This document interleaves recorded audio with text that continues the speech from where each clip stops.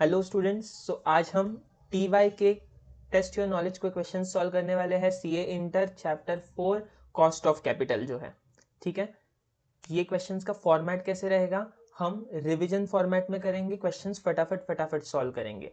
ठीक है, first before starting the video मैं डिस्क्लेमर दे रहा हूँ कि देखो you might find these questions easy because T Y के क्वेश्चन है, फिर मॉड्यूल के क्वेश्चन है as compare with actual mock test या फिर आरपीटी वगैरह, उनके क्वेश्चन से थोड़े कंपेरेटिवली इजी हो सकते हैं बिकॉज मॉड्यूल के क्वेश्चन है।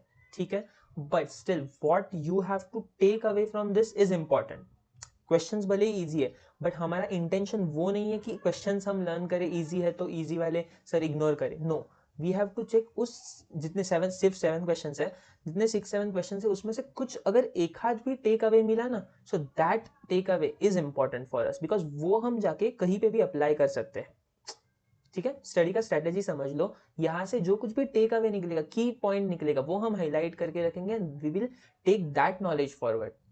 ठीक है, and we can use that, maybe यहाँ पे एक हाथ अच्छा ट्विस्ट वाला पॉइंट होगा, देन वी विल अपने माइंड में रखेंगे कि आईसीआई इस प्रकार से भी आरपीटी एमटीपी या फिर फाइनल एग्जाम में क्वेश्चन थोड़ा बहुत ट्विस्ट कर सकती है। So what you have to take away from this video ये। ठीक है, विदाउट वेस्टिंग टाइम फटाफट स्टार्ट करते हैं। इनिशियल क्वेश्चंस इजी है, I my self I am acknowledging the same, but still सब करने हैं, left nothing from the module. ठीक है, it is the basic thing. First TY के Kama Limited has 5 lakh rupees one ordinary shares whose current ex-dividend market price is 1.50 per share. Okay, the company has just paid a dividend of 27 paise per share and dividends are expected to continue at this level for some time. Okay, so they are saying dividends are expected to continue at the same level. If the company has no debt capital, compute weighted average cost of capital. देखो weighted average cost of capital बोला है, I know it is easy but still weighted average cost comprises of weights for debt into the cost of debt plus weights for equity into cost of equity. यहाँ पे कोई debt है नहीं, there is no debt. Then cost of equity, debt अगर नहीं है तो बचा equity. equity के लिए what do we have? equity के लिए what do we have? They are so cost of equity के लिए what do we have? cost of equity के लिए we have 5 methods if you remember. मैंने कैसे किया है देखो, यहाँ पे मॉड्यूल के क्वेश्चंस है, यहाँ पे मॉड्यूल के आंसर्स है एंड यहाँ पे कंसेप्ट्स है। ठीक है, immediately whenever required we will shuffle, questions देखेंगे फिर उसका आंसर देखेंगे, ऑब्वियसली पहले हम डिस्कस करेंगे फिर आंसर देखेंगे एंड देन साथ साथ में इफ रिक्वायर्ड रिवीजन भी कर लेंगे। ये देखो there are these 5 methods for cost of equity. यहाँ पे कौन सा रिलेवेंट है? they are focusing on dividend, they are focusing on dividend, तो ex dividend price of market price दिया है 1.5 per share and dividend कितने का मिलता है? they are saying 25 पैसा and this dividend is it expected to grow? no. so ये कौन सा अप्रोच है? this is normal plain dividend approach without any growth. ये फर्स्ट वाला dividend price approach without any growth, कोई ग्रोथ वगैरह नहीं है। ठीक है, so let us see market value of equity total 5 lakh shares है शायद, 1.5 total 7,50,000 doesn't matter to us because हमको एक शेयर का भी निकाला तो वी नो एक शेयर का बेसिस पे भी कॉस्ट ऑफ इक्विटी निकलेगा। Cost of equity would be 0.27, that is dividend. Expected dividend क्या है? D1 का, D1 भी वही है, D0 भी वही है in this case because they have said they are expected to remain constant. so 0.27 divided by market price 1.5 will come to 0.18 आ रहा होगा। डिवाइड करके देखो, हाँ फर्स्ट ऑफ ऑल कैलकुलेटर साथ में लेके बैठो, सिर्फ रिवीजन मतलब सुनो मत, कैलकुलेटर साथ में लेके बैठो। Since there is no debt capital, WACC 18%। ठीक है, without wasting much time immediately moving to second TYK। The following details are provided by GPS limited. कुछ डिटेल्स दिए हैं। First is equity share capital 65 lakhs का, 12% preference share capital 12 lakhs का, 15% redeemable debentures 20 lakhs के and 10% convertible debentures. Just a minute, so equity share capital 65, then 12% preference share capital 12 lakhs, 15% redeemable debentures 20 lakhs and 10% convertible debentures 8 lakhs। ठीक है, basically इससे हम weights निकाल सकते हैं। Capital हमारा स्ट्रक्चर कैसा है? कैपिटल स्ट्रक्चर कुछ इक्विटी है, कुछ डिबेंचर्स है, दैट इज डेट है, इक्विटी में प्रेफरेंस है एंड इक्विटी है, and then I mean share capital में इक्विटी है एंड प्रेफरेंस है, एंड डेट में redeemable debentures and convertible debentures. Okay fine. The cost of equity capital for company is 16.3. एक काम करते हैं, क्वेश्चन थोड़ा बड़ा लग रहा है ना, अच्छा नहीं इतना ही है, sorry I am sorry. You are required to calculate, पहले वो पढ़ लेते हैं. You are required to calculate the weighted average cost of capital, WACC निकालना है, WACC निकालना है. एंड देख के ही बहुत ईजी लग रहा है बिकॉज वेट्स तो मिल गए हमें. टोटल कैपिटल अगर ये है जीपीएस का 65 प्लस 12 प्लस 20 प्लस 8 कितना हो रहा है, आई गेस इज इट 105. ले लो कैलकुलेटर पे, 65 lakhs plus 12 lakhs plus 20 plus 8 equal to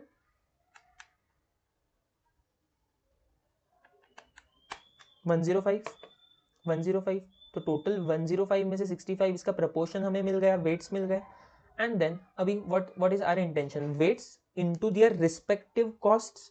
तो कॉस्ट निकालेंगे. फर्स्ट इक्विटी शेयर कैपिटल का कॉस्ट क्या है, कुछ तो नीचे दिया है देखो. तो cost of equity capital for the company 16.3% and the income tax rate is 30%. So ये 16.3 बिफोर टैक्स है या आफ्टर टैक्स है, इसको 1 - t करना पड़ेगा. नहीं, इसको 1 - t क्यों करेंगे सर, ये तो इक्विटी का कॉस्ट है. Equity is not tax deductible, right. Equity पे जो भी डिविडेंड वगैरह it is not tax deductible. So इस that is plain cost directly given. 16.3 is the cost of equity share capital. Great, इसका कॉस्ट मिल गया हमें, इसका कॉस्ट मिल गया. वेट्स आप निकालोगे 65 डिवाइडेड बाय टोटल 105 lakhs. ठीक है, फर्स्ट का कॉस्ट मिल गया. सेकंड का कॉस्ट निकालते हैं. 12% प्रेफरेंस शेयर कैपिटल, इसका कॉस्ट क्या है, इसका कॉस्ट कुछ any other information given, no information given, इतना ही क्वेश्चन है, राइट. सो अगर प्लेन कोई इन्फॉर्मेशन नहीं दिया तो कॉस्ट क्या रहेगा, 12%. टैक्स दिया है, टैक्स डिडक्टेबल है ये नहीं. Again preference capital is not tax, I mean preference dividend any dividend in India is not tax deductible, right. So 12% will again become the cost into weight करेंगे फिर बाद में. वेट हमें पता है 12 divided by 105 lakhs. Then redeemable debentures का cost कैसे निकालता है sir, if you remember. Redeemable debentures का कॉस्ट का फॉर्मूला क्या है, एनी डिबेंचर्स का फर्स्ट ऑफ ऑल कॉस्ट का फॉर्मूला क्या है, इंटरेस्ट ब्रैकेट में 1 - t because they are tax deductible, plus अभी ये रिडीमेबल है तो redemption value minus the net proceeds जो मिले हैं वो divided by the life of debentures. याद आ रहा है, right. I hope you are recalling even the concepts. And whole divided by RV plus NP divided by 2, उन दोनों का एवरेज लेते हैं बेसिकली, राइट. तो ये redeemable debentures. But do we have all those things, कितना रिडम्पशन वैल्यू है, कितना क्या है, कुछ नहीं बोला है, सिर्फ प्लेन है. वी विल बी अज्यूमिंग कि रिडम्पशन वगैरह लाइक सेम है, redemption value minus net proceeds मतलब सेम आ रहा है वो, that is factor 0. RV minus NP 0 हो रहा है तो वो पूरा फैक्टर 0 हो गया, राइट. ऐसे करेंगे बिकॉज वो इन्फॉर्मेशन है नहीं, राइट. तो वो फैक्टर 0 तो बचा क्या, सिर्फ interest. What is the interest, it is 15%. whether this is tax deductible, yes, यहाँ पे it is tax deductible. तो 15 into 1 - t, टैक्स रेट 30% है, टैक्स रेट 30% है तो 15 into 1 - 0.3. एंड कन्वर्टिबल डिबेंचर्स के लिए क्या करेंगे, सेम करेंगे सर, सेम करेंगे. ठीक है, let us see the answer. See calculation of weighted average cost of capital. चारों सोर्स से कैपिटल आ रहा है तो वो चारों सोर्स लिख लिए यहाँ पे, उनके करस्पॉन्डिंग अमाउंट्स लिख लिए एब्सोल्यूट टर्म्स में. टोटल 105 ले लिया एंड उसका प्रपोर्शन निकाला यहाँ पे. 65 by 105 comes to 0.6, then 12 by 105 would have come to 0.xyz, जो भी आ रहा है, weights निकाले. Then cost of capital, whether we have computed this correctly. First 16.3 था, ये तो प्लेन दिया हुआ था, हमने भी वही लिया था, right. Then coming to preference capital में हमने कॉस्ट क्या लिया था, 12% ही लिया था, कोई टैक्स डिडक्शन वगैरह नहीं किया था. रिडीमेबल डिबेंचर्स में 10.5 लिया है. कैसे 10.5 आया, सिर्फ 15 minus 1 minus tax, not 15 into 1 minus tax, that is tax का फैक्टर लगाया, टैक्स का बेनिफिट, टैक्स शील्ड जिसको हम बोलते हैं. And then again same for convertible debentures. 10% convertible debentures थे तो 10% इंटू 1 माइनस 0.3, दैट इज 0.07. ठीक है, तो कॉस्ट निकल गए आपके. वेट्स इनटू कॉस्ट करोगे हर एक इंडिविजुअली एंड देन टोटल लोगे तो that will be your WACC. ये रहा. ठीक है. I guess again this was a quite easy sum. तो I will tell you one thing, यहाँ पे आगे और एक दो सम्स हैं जो थोड़े थोड़े इजी हैं, थोड़ा थोड़ा डिफिकल्टी लेवल बढ़ता जाता है, बट यहाँ पे क्वेश्चन नंबर 5 है जिसमें एक आध की टेक अवे जिसको हम बोल सकते हैं। तो like if you don't want to watch the entire video, no doubt obviously I won't promote this कि आप डायरेक्टली स्किप करो, because you know what I believe कि जितना मॉड्यूल में दिया है उतना करना is our basic responsibility as a student, ठीक है। बट स्टिल, तो इफ यू वांट तो ये 5th क्वेश्चन एटलीस्ट कर लो, इसमें एक हाथ जो की टेक अवे है, it might be helpful for you while solving other sums, अगर सिमिलर यू नो अगर ये वाला जो 4th कंसेप्ट मैंने हाईलाइट किया है वो वाला कंसेप्ट उसमें रहा तो, ठीक है। या continuing with our series, illustration 3 TY के 3 देख रहे थे।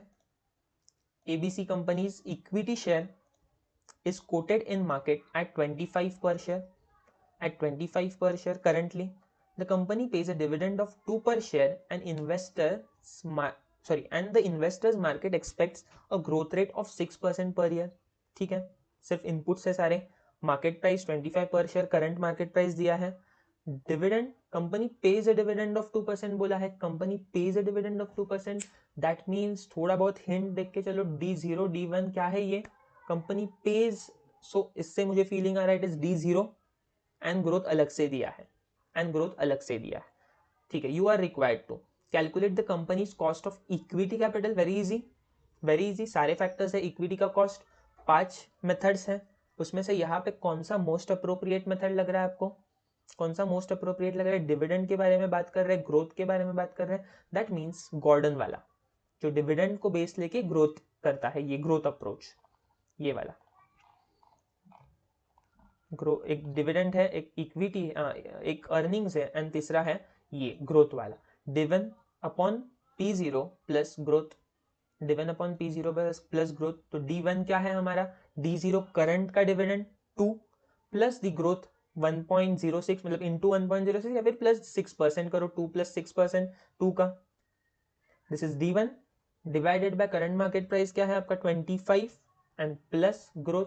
अभी यहाँ पे एक छोटी सी गलती हो सकती है, क्या है, I will tell you, 2 plus 6% of 2 करोगे आप, 6% ऑफ 2 आई गेस कितना आएगा, 0.12, अज्यूमिंग 0.12 करेक्ट है, मैं कैलकुलेटर पे करता हूँ, 2 इंटू 6%, 0.12, 2.12 आया numerator, divided by 25, 2.12 divided by 25, ये कुछ तो 0 पॉइंट समथिंग में आएगा, 0 पॉइंट समथिंग प्लस ग्रोथ करोगे आप, मॉड्यूल पे दिखाता भी हो आपको, ये वाला 2 into 1.06 divided by current market price of 25, तो ये कुछ तो आएगा, let me do on calculator, 2 into 1.06 divided by 25, it is coming to 0.0848 something, right, plus यहाँ पे ग्रोथ रेट 6% जब करोगे आप ग्रोथ रेट, तब be careful, you are doing 0.06, I just mean to say 6% absolute 6 add करो percentage में, right, अगर ये 0 पॉइंट है तो 0.06 ऐड करो, इसका 6% मत निकालो, that is what I mean to say, ठीक है, I hope you are getting it, ठीक है। तो प्लस 0.06 मैंने किया, तो इट कम्स टू 14.48 या फिर 0.1148 1448, दैट इज 14.48%, ठीक है। तो यहाँ पे there is scope of mistake, those who understand कि ये क्या है, 6 इज अलग, 6 तो मिनिमम ग्रोथ होना चाहिए, इसका मीनिंग ये सब छोड़ दो, चलो फॉर्मूला का लॉजिक बताता हूँ, 6 तो मिनिमम ग्रोथ मार्केट एक्सपेक्ट कर रहा है ना, बिकॉज मार्केट में 6% एक्सपेक्टेशन है, तो 6 तो कॉस्ट ऑफ इक्विटी होगा, एवरी नेक्स्ट ईयर लोग बोलेंगे 6% ज्यादा दो, क्यों, एक्सपेक्टेशन है ग्रोथ का, तो 6% एब्सोल्यूट होना ही चाहिए, प्लस ये वाला, प्लस आपका डिविडेंड वाला, ठीक है। आई होप क्लियर है, इवन इफ नॉट क्लियर, जो मैंने अभी बताया, जस्ट यहाँ पे नंबर्स के साथ केयरफुल रहो, कंसेप्ट अगर आपको नहीं समझा है, नंबर्स के साथ एटलीस्ट केयरफुल रहो कि ये जो आएगा वो पॉइंट में आएगा, जनरली 0 पॉइंट, ऐसा भी हो सकता है कभी कभी ज्यादा आए, प्रैक्टिकली नहीं बट थेरोटिकली, या तो 0 पॉइंट समथिंग आएगा, इसमें एब्सोल्युटली 0 पॉइंट जो भी ग्रोथ है वो ऐड कर देना है, ठीक है। मूविंग अहेड, सॉरी ये एग्जाम्पल कंप्लीट नहीं हुआ, that's what I was thinking कि यहाँ पे टैक्स रेट दिया है एंड हमने तो वो यूज ही नहीं किया, हमने तो यूज ही नहीं किया, तो देन आई फाउंड कि सेकंड भी है, सेकंड भी है। If the company issues 10% debentures of face value 100 each, second question है, आई गेस ऊपर सिर्फ इक्विटी की बात कर रहे थे, अभी डिबेंचर्स की बात कर रहे हैं। If the company issues 10% debentures of face value of 100 each and realizes 96 per debentures while the debentures are redeemable after 12 years at a premium of 12%. okay? देखो 12 years का डिबेंचर है, थोड़े नंबर सिमिलर है, 12 years है and redeemable eight 12% premium है, ठीक है। अभी का डिबेंचर का कूपन रेट 10% है एंड फेस वैल्यू 100 है, बट इशू हुआ है 96 पे, ठीक है।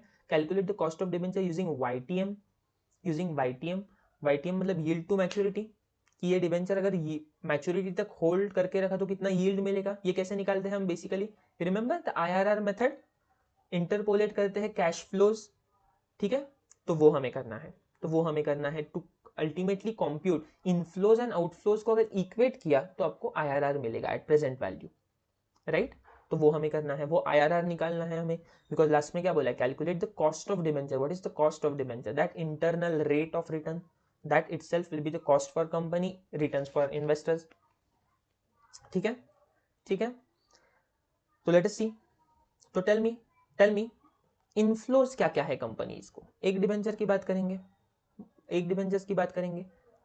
फर्स्ट ईयर जब कंपनी इशू कर रही है तब इनफ्लो क्या है sir, 96, that is net proceeds, 96 rupees आ रहा है, बिकॉज 100 रुपीज का डिबेंचर है बट 96 पे इशू किया तो 96 आ रहे हैं, राइट।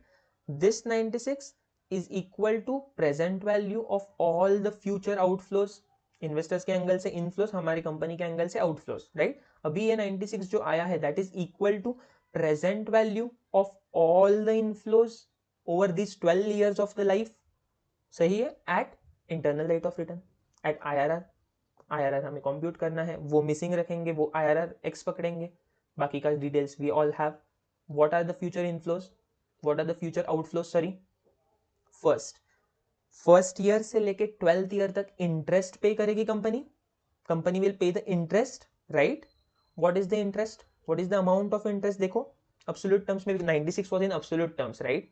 तो ये भी एब्सोल्यूट टर्म्स में लेना है। What is the amount of interest, 10%, 10% on 100 that is 10 rupees, 10 rupees का इंटरेस्ट, बट इंटरेस्ट पे टैक्स सेव होता है, इंटरेस्ट पे टैक्स सेव होता है, कितना है टैक्स, 50%। सो 10 रुपीज जब दे, मतलब like company will be paying 10 rupees, that time company will be again saving 50%, that is 10 rupees के 50% कितने होते हैं 5। So ultimately company is only paying 5, ऐसे मान सकते हैं। तो आउटफ्लो 5 का होगा every year, net outflow, net of taxes, net of tax shield बोल सकते हो, 5 का होगा every year for 12 continuous years, and at the end of 12th year, and at the end of 12th year क्या outflow होगा, और एक outflow होगा, the actual maturity of this debenture कितना है, 12% प्रीमियम पे होगा। सो 100 है, 100 है, वो होगा 112 पे, वो होगा 112 पे, right. So these are the outflows, inflow 96, outflow 5555 for 12 years, and at end of 12th year 112।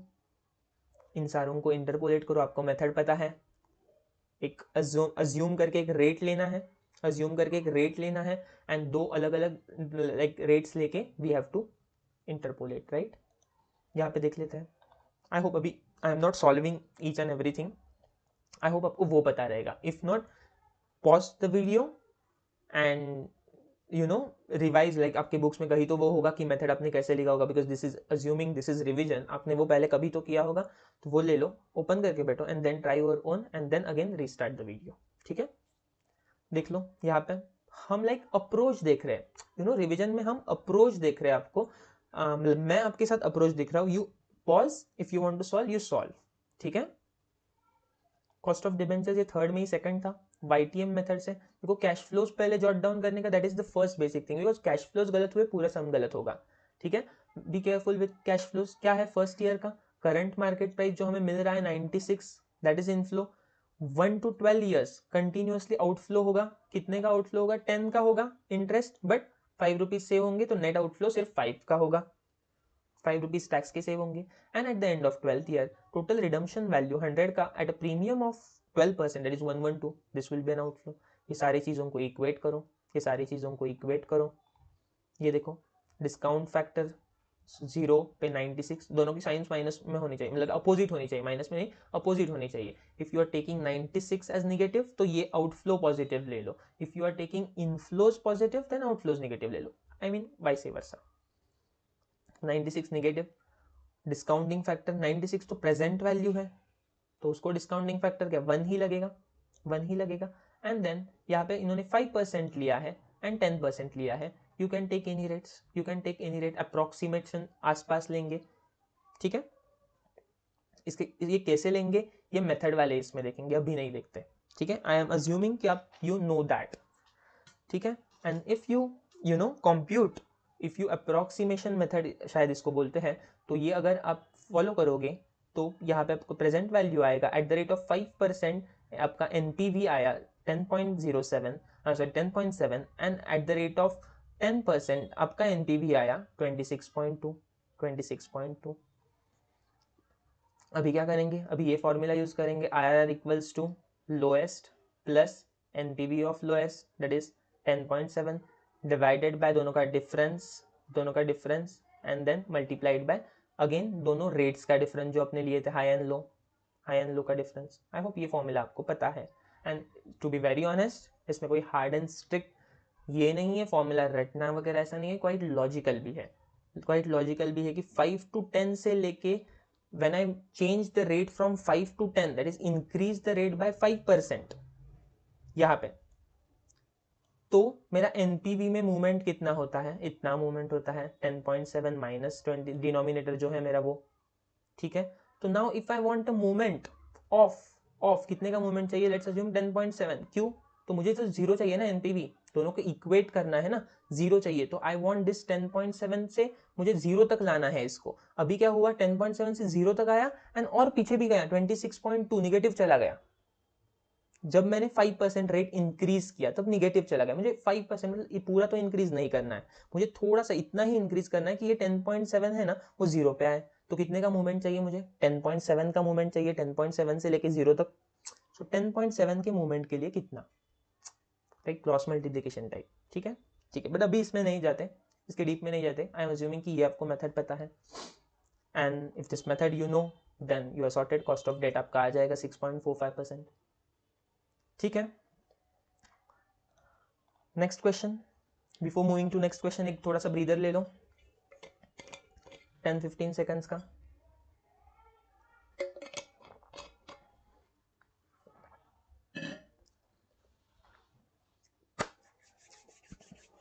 ठीक है, I hope all things are good, समझ में आ रहा है, फास्ट नहीं हो रहा. ठीक है, let us start. TYK 4 from chapter 4. Moscow Limited wishes to raise additional finance of 10 lakhs for meeting its investment plans.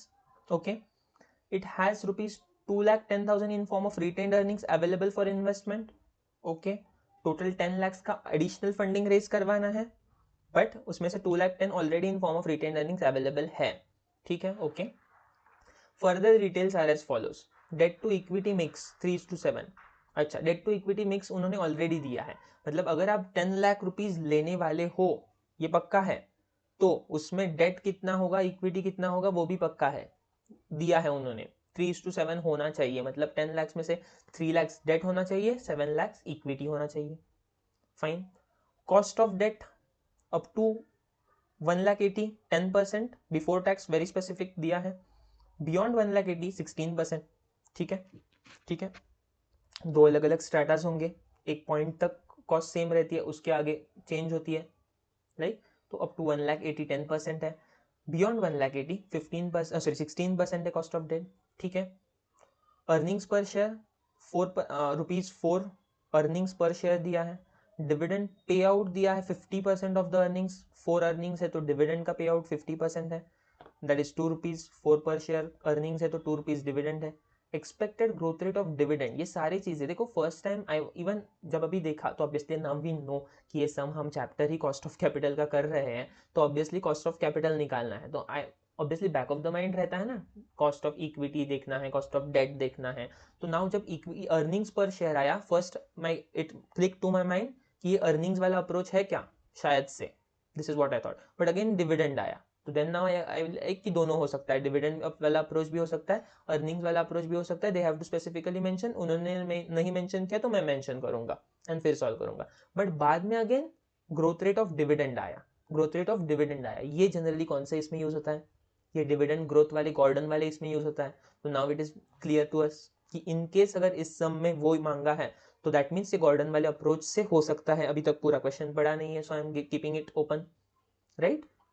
This is like ये प्रोसेसिंग चलना चाहिए, this is expected from you guys, ठीक है। या moving ahead to question, dividend payout 50% है, expected growth rate of dividend g दिया है 10%, current market price दिया है 44, टैक्स रेट दिया है 50%। सभी चीजें तो दी है, सभी चीजें तो दी है, और क्या चाहिए। यू आर रिक्वायर्ड टू, देखो, determine the pattern of raising additional finance. Pattern of raising additional finance raise करने का पैटर्न क्या है, वो तो उन्होंने ही दिया है 3:7, तो हमको बस एलाबरेट करना है थोड़ा। 10 lakhs टोटल रेज करना है, 3:7 डेट इज टू इक्विटी का ये होना चाहिए मिक्स। सो 10 lakhs में से 3 lakhs डेट हो गए, 7 लाख का इक्विटी हो गया। अभी इक्विटी में भी उन्होंने 2,10,000 तो ऑलरेडी रिटेन अर्निंग्स है हमारे पास, ऐसे बोला था, राइट ना। तो 7 lakhs में से 2,10,000 रेज करने का नीड ही नहीं है। वी विल ओनली रेज कितना, 7 lakhs minus 2.1, that is 7 lakhs minus 2.1 lakhs, right. तो 2.1 lakhs equity, sorry retain earnings, 7 minus 2.1 equity additional, and 3 lakhs का डेट। डेट में भी 3 lakhs में से हमें क्या पूरा का पूरा सेम रेट पे मिलने वाला है क्या, नहीं। 3 lakhs में से 1,80,000 10% पे मिलेगा, एंड ऊपर वाला कितना है, 1,20,000 आई गेस, 3 minus 1.8, 1,20,000 हमें मिलेगा at the rate of 16%। So this will be our total sources of finance at XYZ, जो रेट्स है इंडिविजुअली, या फिर सॉरी स्ट्रक्चर ये रहेगा, रेट्स अभी तक देखे नहीं, ठीक है। आंसर भी वही है। Pattern for raising additional finance देखो, इक्विटी 70%, डेट 30%, 7:3 का बाइफर्केशन आया। 7:3 को फर्दर मैं अगर बाइफर्केट करूँ तो इक्विटी कैपिटल कितना होगा, 7 minus 2.1, बिकॉज 2.1 ऑलरेडी है तो वो तो रेज करने का नीड ही नहीं है, तो only 4.9 additional equity capital raise करना है। रिटेन अर्निंग्स एग्जिस्टिंग है 2,10,000 के। Debt at the rate of 10% 1,80,000 तक ही मिल सकता है, तो 1,80,000 हम 10% से रेज करेंगे। ऊपर वाला जितना भी लग रहा है दैट इज 3 lakhs minus 1.8, 1.2 बन गया, वो 10 लाख, सॉरी वो 16% से रेज करेंगे, टोटल बन गया 10 lakhs, टोटल बन गया 10 lakhs। This will be your capital structure, just present करना है आपको। Second, determine the post tax average cost of additional date. Average cost of additional date, additional date का कॉस्ट कैसे निकालेंगे हम, डेट का कॉस्ट लेंगे, डेट का कॉस्ट लेंगे एंड एवरेज, बिकॉज यहाँ पे एवरेज इसलिए बोल रहे हैं बिकॉज दो डिफरेंट कॉस्ट है ना डेट के। तो एवरेज कॉस्ट क्या आएगा, वेट से मल्टीप्लाई करो। यहाँ पे first of all let's see for 1,80,000, इन 1,80,000 के लिए कॉस्ट कितना है 10%, but that is before tax, but that is before tax 10% है। तो उसको मैं डिस्काउंट करूँ, इसको नॉट डिस्काउंट बट इसको मैं टैक्स का फैक्टर टैक्स शील्ड लगा लूँ, तो 50% टैक्स बेनिफिट है, 50% टैक्स बेनिफिट है। तो नेट कॉस्ट कितना बना मेरा 5%, 5% बना फॉर दिस 1,80,000, फॉर दिस 1,80,000। ऊपर वाला कितना है 1,20,000 है हमारा, यहाँ पे कैपिटल स्ट्रक्चर देखो 1,20,000 है, इसके लिए कॉस्ट कितना है 16%, but it is again before tax. After tax कितना हो गया 8% हो गया, 8% हो गया। एक कॉस्ट आया 5%, दूसरा आया 8%, दोनों के कॉस्ट पता है, दोनों के वेट्स पता है, प्रपोर्शन पता है, 1,80,000 एंड 1,20,000 मल्टीप्लाई करो, ऐड करो। ये देखो ऑन 1,80,000 5%, ऑन 1 लाख फॉर 1,20,000 8% आया, दोनों को मल्टीप्लाई किया, वेट्स लेके किया तो भी आंसर सेम आएगा, एंड एक्चुअल एब्सोल्यूट अमाउंट्स लेके किया तो भी आंसर सेम आएगा। आई होप इतना आपको पता है, इतना आपको समझता है, मतलब उतना मैच्योरिटी है। 1,20,000 into 8% whole divided by 3 lakhs किया दोनों का टोटल। अगर मैं यहाँ पे वेट्स लेता 1.8 एंड 1.2, तो नीचे में मतलब नॉट 1.8 1.2, नीचे में 2 लेता टोटल, सॉरी 3 लेता। आई होप समझ रहे हैं आपको। इन ये अगर मैं एवरेज कॉस्ट निकालूँ तो डेट विल कम टू 6.2%, 6.2%। ठीक है, this was second sub question. Third देख लो, determine the cost of retained earnings and cost of equity. Cost of equity and cost of retained earnings निकालने को बोला है। Cost of equity and cost of retained earnings, if you know cost of retained earnings is same as cost of equity, except यानी कोई flotation cost वगैरह होगा तो वो इक्विटी को लगेगा, सिर्फ flotation cost, because additional issue हो रहा है, राइट? यहाँ पे कोई flotation cost I don't think है, right? But just for your मतलब नॉलेज कि बाद में कभी जाके cost of retained earnings is obviously same as cost of equity but except for flotation cost, ये हमेशा ध्यान में रखने का, यहाँ पे you can make silly mistake. ठीक है, यहाँ पे they are asking cost of retained earnings and cost of equity. देखते हैं कॉस्ट ऑफ इक्विटी तो कैसे निकालने का, हमने तो डिस्कस किया स्टार्टिंग में ही, ये देख के ही समझा हमें डिविडेंड ग्रोथ वाला अप्रोच, गॉर्डन वाला अप्रोच। सारे इनपुट्स अवेलेबल है क्या गॉर्डन के? Dividend, whether dividend is available, let us see what is the formula. First of all, D1 upon the current market price plus G, right? What is the dividend? Expected dividend payout बोला है उन्होंने 50%, earnings पर share current में earnings 4 है, उसका 50% dividend 2 है, that means 4 का 50% 2 rupees is the dividend, right? Expected growth rate of the dividend, expected growth rate क्या है? 10%, तो 2 into 1 plus 10% that is 1.1, that is 2.2 हो गया टोटल, 2 इंटू 1.1 किया तो D1 कितना आया? 2.2 divided by current market price 44 है। टैक्स शील्ड वगैरह लगाना है? नहीं बॉस, डिविडेंड की बात कर रहे हैं, there is no tax shield. Plus growth rate available है 10%, I hope it was easy. D0 1 plus G, that is D0 हमने लिया 2, उसको फैक्टर लगाया 1.1 वाला तो 2.2 आया। डिनोमिनेटर में current market price which was 44 वो ले लिया, प्लस ग्रोथ रेट कर दिया, अगेन ग्रोथ रेट करते time be careful, plus growth rate कर दिया, that is 0.05 plus 0.10, that is 15% आया। 15% आया कॉस्ट ऑफ आपका रिटेन्ड अर्निंग्स एंड इक्विटी। अगर फ्लोटेशन कॉस्ट होता तो रिटेन्ड अर्निंग्स कैलकुलेट करते टाइम फ्लोटेशन कॉस्ट कंसीडर नहीं करते, इक्विटी कैलकुलेट करते time, cost of equity calculate करते टाइम हम फ्लोटेशन कॉस्ट कंसीडर करते हैं। Compute the overall weighted average cost of additional finance, जितना भी हमने एडिशनल फाइनेंस लिया उसका टोटल वेटेड एवरेज कॉस्ट निकालो। सारे कॉस्ट तो आपके पास है अवेलेबल, सारे अभी तो जस्ट निकाले ना, देखो ना यहाँ पे उन्होंने खुद ने ही पूछे थे। एडिशनल कॉस्ट ऑफ डेट यहाँ पे निकाला, रिटेन्ड अर्निंग्स इक्विटी का कॉस्ट यहाँ पे निकाला, राइट? ये देखो यहाँ पे डेट का निकाला, यहाँ पे इक्विटी रिटेन्ड अर्निंग्स का निकाला, तो अभी एवरेज क्या होगा? इनका proportion into in their respective cost जो हमने बी एंड सी क्वेश्चन में कैलकुलेट किए, into in their weights, that is simple. Equity including the retained earnings कितना था? 7 लाख और 3 लाख, ये प्रपोर्शन हमें पता था, तो वेट्स बन गए 7 and 3। कॉस्ट कितना था? एक का 15% आया था, I remember it was cost of equity 15%, yes. And cost of debt कितना था? I guess 6.2। Weights into their respective costs किए तो मुझे वेटेड एवरेज मिल जाएगा, 12.36 मिल रहा है। ठीक है, I hope this is clear. Again थोड़ा इजी था question, not very difficult as such, might be lengthy बोल सकते हो, वो भी कंपैरेटिवली, नॉट एज सच, ठीक है, comparatively with other sums about जो हमने सॉल्व किए, बट ठीक है। Anyways let us move ahead. Determine the cost of capital of best luck limited, question 5 चल रहा है, using book value and market value weights from the following information. Okay fine, book value दी है, market value दी है, किस की? Equity की दी है, रिटेन्ड अर्निंग्स की दी है, प्रेफरेंस शेयर्स की दी है एंड डिबेंचर्स की दी है। सारे सोर्स ऑफ फाइनेंस के हमको बुक वैल्यूज दिए हैं, मार्केट वैल्यूज दिए, एक्सेप्ट मार्केट वैल्यू इसका रिटेन्ड अर्निंग्स का दिया नहीं, बिकॉज ऑब्वियसली समझ लो रिटेन्ड अर्निंग्स सेपरेटली मार्केट में ट्रेडेबल नहीं होता। जैसे इक्विटी शेयर्स में आप इन्वेस्ट कर सकते हो, राइट?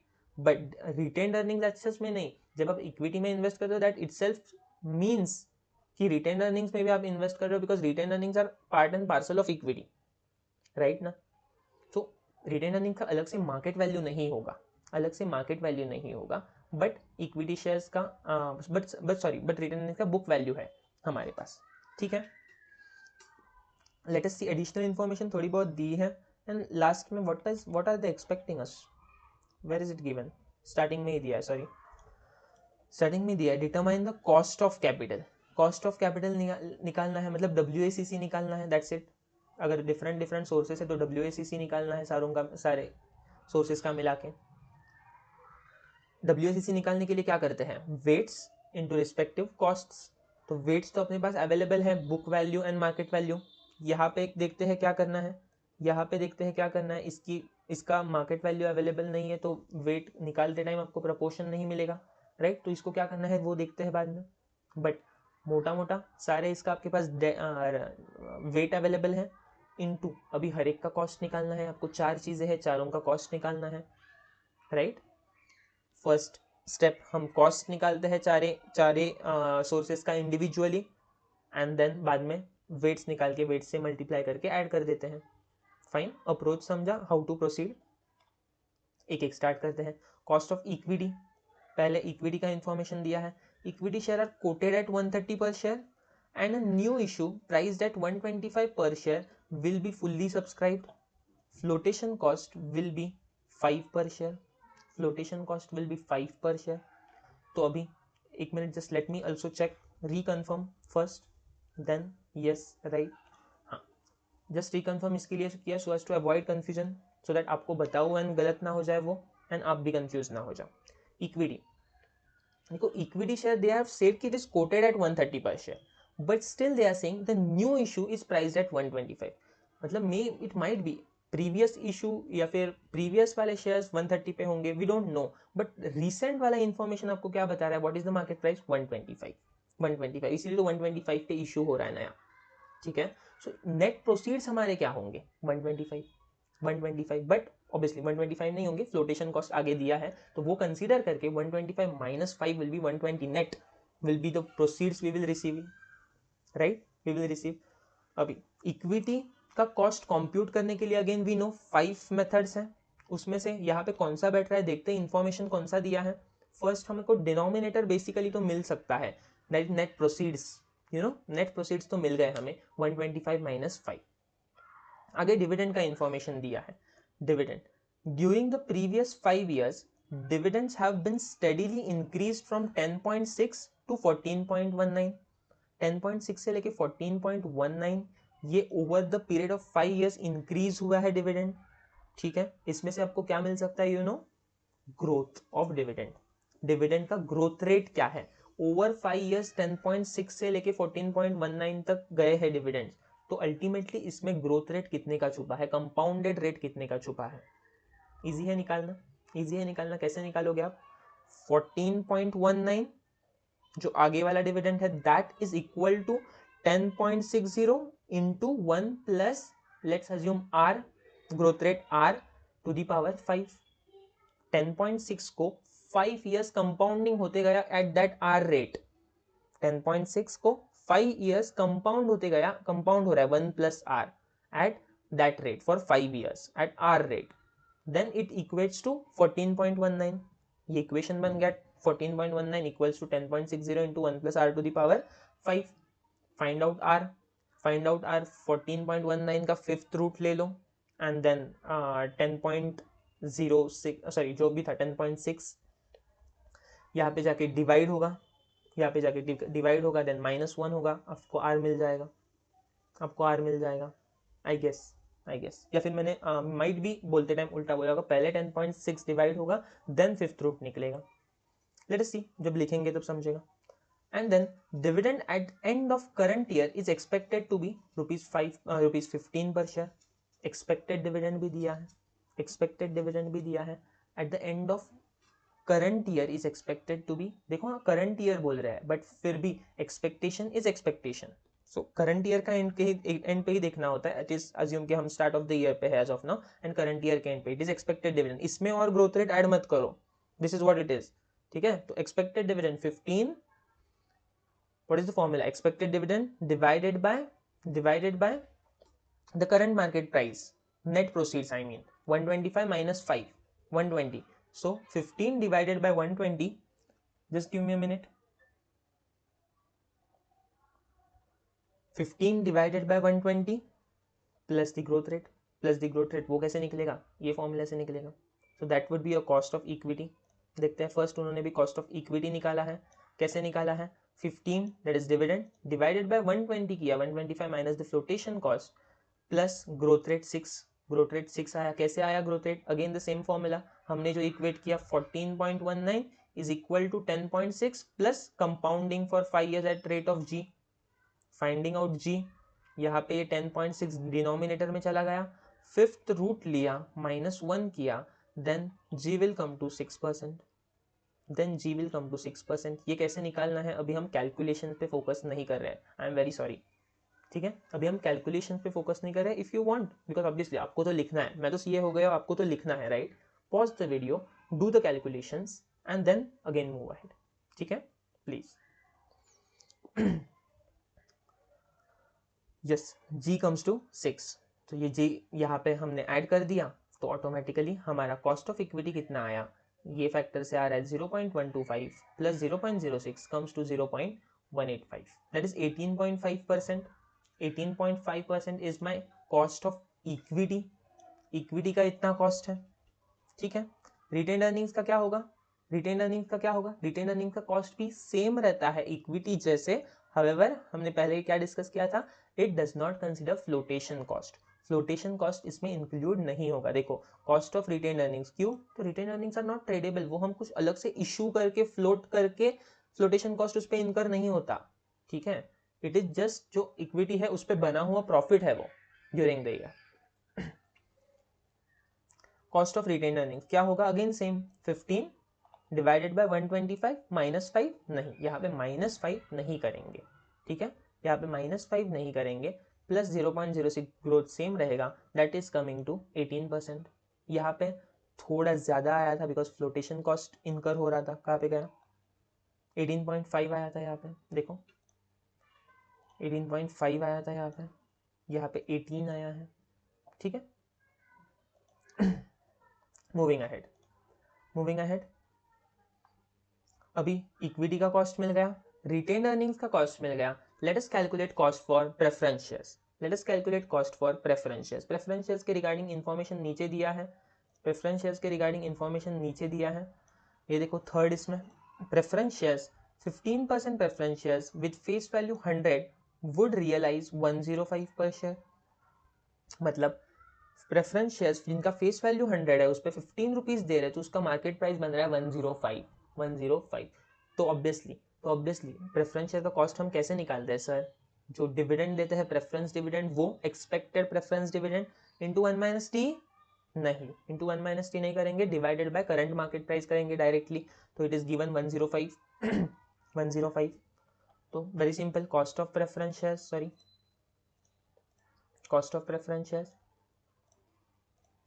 यहाँ पे है, equals to 15 dividend divided by 105 the current market price जो यहाँ पे दिया था, that is equal to 14.29 is the average cost. 14.29 is the average cost for preference shares. ठीक है, मूविंग अहेड. अभी हमको तीनों कॉस्ट मिल गए हैं. केयरफुली देखो, equity, retained earnings, preference shares, बचा डिबेंचर्स. सिर्फ डिबेंचर्स बचे हैं. डिबेंचर्स के रिगार्डिंग यहाँ पे इंफॉर्मेशन दिया है. Let us check what that is. Debentures, the company proposes to issue 11-year 15% debenture. Okay, 15% coupon rate है, 11 years के लिए है, but the yield on debenture of similar maturity and risk class is 16%. Flotation cost is 2%. Fine, इसका meaning बताता हूँ. देखो, यहाँ पे हम डिबेंचर्स की कॉस्ट कैसे कैलकुलेट करते हैं. हम आइडली जनरली अगर देखा जाए तो जो इन्वेस्टर के लिए यील्ड होता है वो कंपनी के लिए कॉस्ट होती है, अनलेस अदरवाइज उसमें कुछ फ्लोटेशन कॉस्ट या फिर कंपनी के साइड से टैक्स वगैरह इंक्लूडेड हो. यहाँ पे दोनों है, फ्लोटेशन कॉस्ट भी है 2% एंड टैक्स भी है. सो इन दिस केस यील्ड जो उनको मिलेगा दैट वुड बी डिफरेंट. उनका यील्ड का कैलकुलेशन अलग होगा, बिकॉज वो सिर्फ उनको जो मिल रहा है उसके हिसाब से देखेंगे. उनको तो पूरा 15% का कूपन है, 15% मिलेगा. हमें दे तो 15% रहे बट टैक्स सेव कर रहे हैं, राइट? तो हमारे लिए कैलकुलेशन अलग होगा. So in this case you can not take, if at all अगर ये दो चीजें नहीं होती, flotation cost and corporate tax rate, तो मैं कॉस्ट ऑफ डिबेंचर डायरेक्टली लेता 16%. But in this case it is not right like that. Flotation cost भी है, टैक्स रेट भी है. ठीक है, ठीक है. तो now I need to compute cost of debenture. मैं कॉस्ट ऑफ डिबेंचर कैसे कंप्यूट करता हूँ? What is the formula? याद करो, याद करो. ये 11 ईयर्स के डिबेंचर्स हैं, ये 11 ईयर्स के डिबेंचर्स हैं. दैट मीन्स ये रिडीम होंगे. तो रिडम्पशन वाला फॉर्मूला क्या है? Interest into 1 minus t. ये तो मेरा आउटफ्लो होगा इंटरेस्ट का cost, plus plus RV minus MP, RV minus NP. ये दोनों का difference spreaded over the 11 years, whole divided by the average. दोनों का होल डिवाइडेड बाय दोनों का average, normal plus 2, sorry plus divided by 2, right? Simple average I mean. ठीक है. अभी प्रॉब्लम क्या है यहाँ पे? आई वाज टेलिंग ना कि एक थोड़ा सा मतलब not twist as such but थोड़ा कॉम्प्लिकेटेड किया है इंस्टीट्यूट ने यहाँ पे. बट या इट्स गुड कि यहाँ पे अपना प्रैक्टिस हो रहा है. सिमिलर टाइप मतलब जैसे ये सब पार्ट है of the whole question, similar sub part कहाँ पे आया, तो you would be able to take this method away and then apply it over there. ठीक है. तो हम यहाँ पे क्या करेंगे सर? हम यहाँ पे क्या करेंगे? सोचो हमारे पास क्या क्या अवेलेबल है. What all things are available. हमको अगर लेट्स अज्यूम फॉर्मूला से कॉस्ट ऑफ डिबेंचर निकालना है. इंटरेस्ट है हमारे पास 15%, 15% इंटरेस्ट है. अज्यूम करते हैं अभी कुछ दिया नहीं है तो 100 का डिबेंचर अज्यूम करते हैं. इन टर्म्स ऑफ परसेंटेज ही बात करेंगे बट स्टिल 100 का बेस लेके चलते हैं. तो इंटरेस्ट है हमारे पास आउटफ्लो. टैक्स रेट है नीचे तो 1 माइनस टी भी है, प्लस आरवी माइनस एनपी है क्या? आरवी माइनस एनपी है क्या? नहीं है, नहीं है. तो ठीक है, आप बोलोगे सर अज्यूम करके चलते हैं सेम है, अज्यूम करके चलते हैं सेम है. फ्लोटेशन कॉस्ट भी है, फ्लोटेशन कॉस्ट भी है एनपी, तो वो तो फिर सेम नहीं ना रहेगा, वो तो सेम नहीं ना रहेगा. I mean RV and NP can not be same because उनको जो पे कर रहे हैं वही नेट प्रोसीड्स नहीं होंगे. नेट प्रोसीड्स जो होंगे वो जो एक्चुअल में नेट प्रोसीड्स आए रहेंगे minus the flotation cost, minus the flotation cost. So I mean to say यहाँ पे it is getting difficult to compute this. So first of all we need to compute this because जब तक हमारे ये पास ये data नहीं होगा तो ये फॉर्मूला में हम इनपुट कैसे करेंगे, राइट? तो इसके लिए हम बेस क्या लेंगे? जो आईसीआई ने दिया है 16% यील्ड दिया है, 16% यील्ड दिया है. तो बेस्ड ऑन दैट यील्ड हम कैलकुलेट करेंगे what is the present value या फिर what is the current market price of the debenture, of the debenture. ठीक है. मैं दिखाता हूँ यहाँ पे, मैं आपको यहाँ पे दिखाता हूँ कि कैसे कंप्यूट करेंगे. What will be the market value of a debenture? Tell me. Current market price अगर हमें निकालना है, what will be that current market price? Current market price या फिर एनी इन्वेस्टमेंट का मार्केट प्राइस क्या रहता है? It is present value of future cash inflows outflows. Investors के पर्सपेक्टिव से इनफ्लोज हमारे कंपनी के लिए आउटफ्लो होंगे वो, राइट? तो फर्स्ट यहाँ पे आउटफ्लो क्या क्या है देखो. P0 that is current price equals to, ये दो मेथड से किया है मैंने. नीचे वाला फर्स्ट इसलिए लिया बिकॉज आई थिंक कि आपको ये पहले थोड़ा इजीली समझ जाएगा, बाद में ऊपर वाला देखते हैं. दोनों से आंसर अलग अलग आ रहा है but still both are right, कोई गलत ऐसा नहीं है. ठीक है. तो एनुअल इंटरेस्ट जाएगा हमारा फॉर 11 ईयर्स, फॉर 11 ईयर्स 15 15 15 का आउटफ्लो रहेगा, राइट? एंड इसको मैं डिस्काउंट करूंगा, इसको मैं डिस्काउंट करूंगा सो दैट प्रेजेंट वैल्यू के साथ इक्वेट हो जाए ना. तो 15 15 15 15 ऐसे 11 ईयर्स के लिए जा रहा है, उसको मैं यील्ड लेके डिस्काउंट करूंगा 16% से. 16% रेट ऑफ रिटर्न दिया है, ठीक है, यील्ड दिया है आई मीन. प्लस लास्ट में हम क्या पे करेंगे? जब मैच्योर होगा डिबेंचर तब रिडम्पशन वैल्यू पे करेंगे. तो रिडम्पशन वैल्यू इनटू उसका 16th ईयर का present value interest factor, present value factor. यहाँ पे annuity factor because for 16 years, for 11 years था सॉरी. एंड देन यहाँ पे सिर्फ इंटरेस्ट फैक्टर लेंगे. तो ये बन रहा है देखो 15 इंटू 5 ये कैसे निकालते हैं पता है ना? Annuity factor into equals to memory plus वो करके प्लस 100 डेज लिया, सेम रिडम्पशन वैल्यू लिया है, 100 पे इशू किया इसलिए 100 का फेस वैल्यू था एंड 100 पे रिडम कर रहे हैं, ऐसा ही अज्यूम कर रहे हैं because there is no other information. Into 16% से present value interest factor 0.95. Basically क्या किया, जो कैश आउटफ्लोज थे उनको इक्वेट किया एंड प्रेजेंट वैल्यू निकाला, प्रेजेंट वैल्यू 93 आया, 94 आया सॉरी, ये प्रेजेंट वैल्यू 94 आया। हमारे पास क्या था, यही नहीं था ना, दो मतलब एक चीज मिसिंग थी, कैश आउटफ्लोज थे तो कैश इनफ्लोज नहीं था, करंट मार्केट प्राइस नहीं था हमारे पास। बिकॉज अगर ये कैश आउटफ्लोज है एंड यील्ड 16, हर बार क्या होता है आपको ये दिए रहते हैं कैश इनफ्लोज कितने पैसे आए, लास्ट क्वेश्चन में आई गेस था 93 का या 96 का इनफ्लो था एंड 112 का आउटफ्लो था लास्ट में, एंड एवरी ईयर कूपन भी था। तो इनफ्लोज आउटफ्लोज दिए रहते हैं, तो now you need to find मतलब IRR, दैट इज यील्ड, जो यहाँ पे यील्ड मतलब ये 16% जो दिया है, हर बार ऐसे रहता है, यहाँ पे उल्टा है, यहाँ पे उल्टा है, यहाँ पे यील्ड दिया है या फिर यहाँ पे रेट दिया है, डिस्काउंटिंग फैक्टर 16% दिया है, बट आपको इनफ्लो या फिर current market price present value P0 नहीं दिया। ठीक है, तो वो P0 हमने कंप्यूट किया फर्स्ट। ठीक है, तो इससे आया 94.35, 94.35 एंड यहाँ पे एक अलग तरीके से कंप्यूट किया है I guess, market price of debentures 93.75, हाँ ये 94.35 आया, यहाँ पे इन्होंने 93.75 भी अलग तरीके से कंप्यूट किया, आई विल टेल यू, बाद में जाके देखते हैं ये, बट दिस इज आपको करंट मार्केट प्राइस मिला। ठीक है, एज ऑफ नाउ हम 94 मान के चलते हैं, उसको सब्सटीट्यूट करते हैं हम 93.75 से एज ऑफ नाउ, वो मैं बताऊंगा कि ये 93.75 कैसे आया, वो अलग मेथड से निकाला है, but still that is fine for us. ठीक है, हमने ये मेथड भी उन्होंने दिया है तो ये मेथड भी किया तो भी it is fine.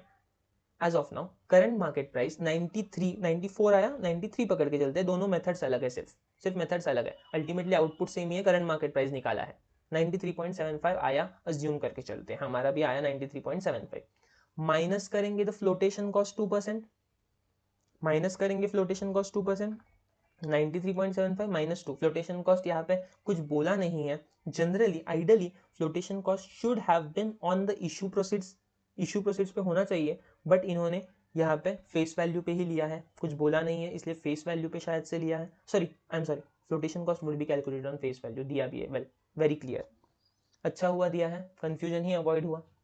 Flotation cost face value पे डायरेक्टली -200 हमने फेस वैल्यू लिया था, directly -2, let give me a minute,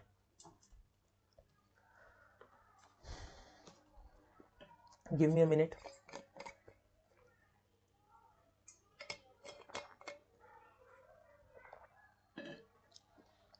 ठीक है, डायरेक्टली -2 किया तो टोटल नेट प्रोसीड्स कितने आए 91.75। अभी हमारे पास सब है, आरवी भी है, एनपी भी है, एन भी है। ठीक है, ये तो हमारे पास पहले से ही था, इंटरेस्ट 1 - t। आप बोलते सर अगर मैं यहाँ पे ये अज्यूम करके चलता, ये भी 100 ही है, ये भी 100 ही है, नेट प्रोसीड्स भी 100 आए और ये भी 100 था, so that won't tally the equation of this 16%।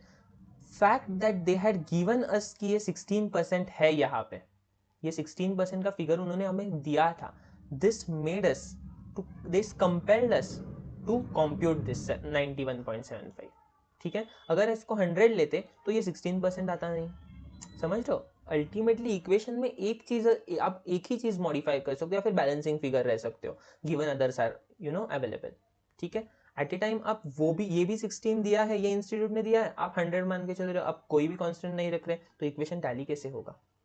ठीक है, गिवन दैट दिस इज 16%, आपको वो निकालना वाज व्हाट वी से एम्बेडेड इन दिस, ऑटोमेटिकली इसमें गिवन था, ये 16% देके इंस्टीट्यूट ने आपको ऑटोमेटिकली कंपेल किया था, you can that you are expected to calculate this.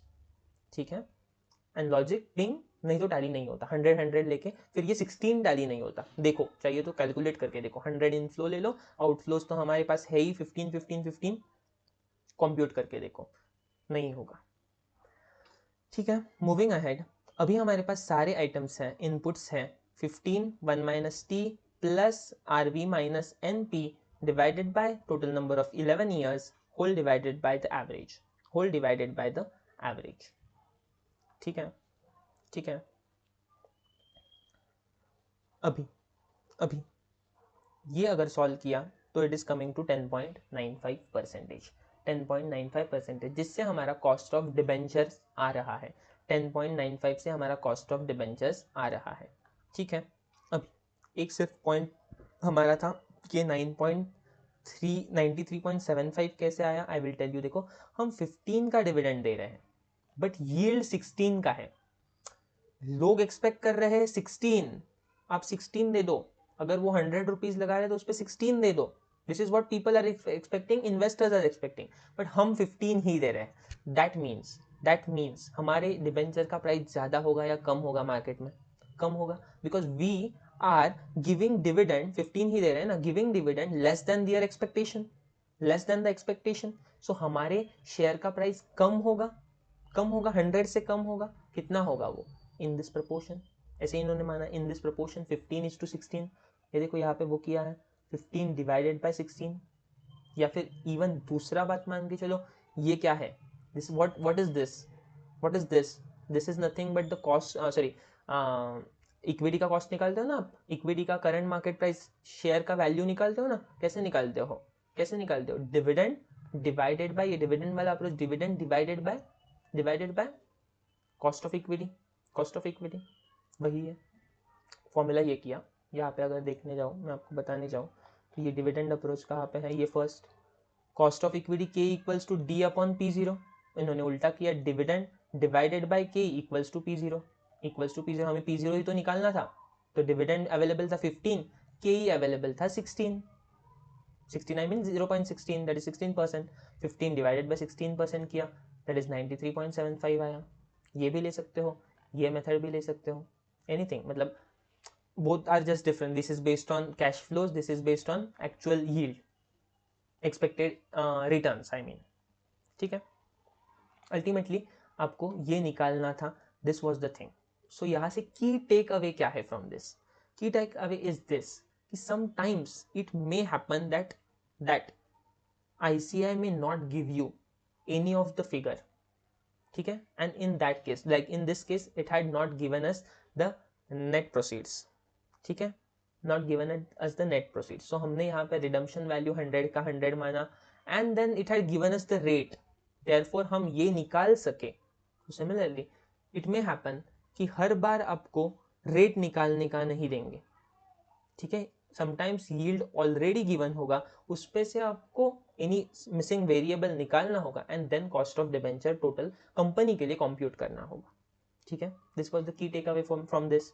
So yeah I hope ये आप मे बी मार्क करके रखो कि you know revision for revision, ये वाला डिबेंचर वाला पॉइंट कैसे कैलकुलेट किया है वो, ठीक है। And now the things will become easy. Equity shares का कॉस्ट है, रिटेन अर्निंग का कॉस्ट है, प्रेफरेंस शेयर का कॉस्ट है, डिबेंचर्स का कॉस्ट है, सारे चीज़ों का कॉस्ट है हमारे पास अवेलेबल। यहाँ पे देखो equity shares, retained earnings, preference share, debenture, सारे इसके कॉस्ट ले लिए। 18.5 इक्विटी का आया था, रिटेन अर्निंग का थोड़ा कम आया था बिकॉज ऑफ फ्लोटेशन कॉस्ट नहीं था उसमें 18। देन प्रेफरेंस शेयर्स का 14.29 आया था, आई डोंट रिमेंबर, चेक करते हैं, यस 14.29 एंड 10.95 सारे इनके कॉस्ट ले लिए। Book value market value already दिए थे, सिर्फ हाँ यहाँ पे आई रिमेंबर यहाँ पे एक मार्केट वैल्यू मिसिंग था, तो यहाँ पे देखो market value of equity has been apportion in book value के रेशियो में मार्केट वैल्यू को अपोर्शनमेंट किया, बिकॉज आइडली बात को समझो, market value of retain earnings as such available नहीं रहता, because retained earnings are not floated in market, वो अलग से सेपरेटली ट्रेडेबल नहीं है। तो जो भी investors are quoting for equity shares, ideally they are not quoting merely for equity shares, but they are quoting that price for equity as well as the retained earnings. So ये जो 200 million है या फिर या I guess sorry 20 million जो भी है 2 crore, तो that 2 crore is by default for this equity as well as retained earnings. तो हमारे पास लॉजिकल बेस नहीं था टू डिवाइड, तो हमने बुक वैल्यू अवेलेबल था तो उसके बेसिस पे डिवाइड किया। I hope the most logical वे यही रहता, नो अदर वे ना, दूसरा क्या वे है हमारे पास, तो most logical and easy way यही है, तो उसके रेशियो में डिवाइड किया। So when I divide this you know where is the question, यहाँ पे when I divide this 200 lakhs into this 120:30 वाला रेशियो, तो मुझे ये मिलेगा शायद 160-140, ठीक है, ये डिवाइड कर लो आप, आई am not doing the calculation right now, ठीक है।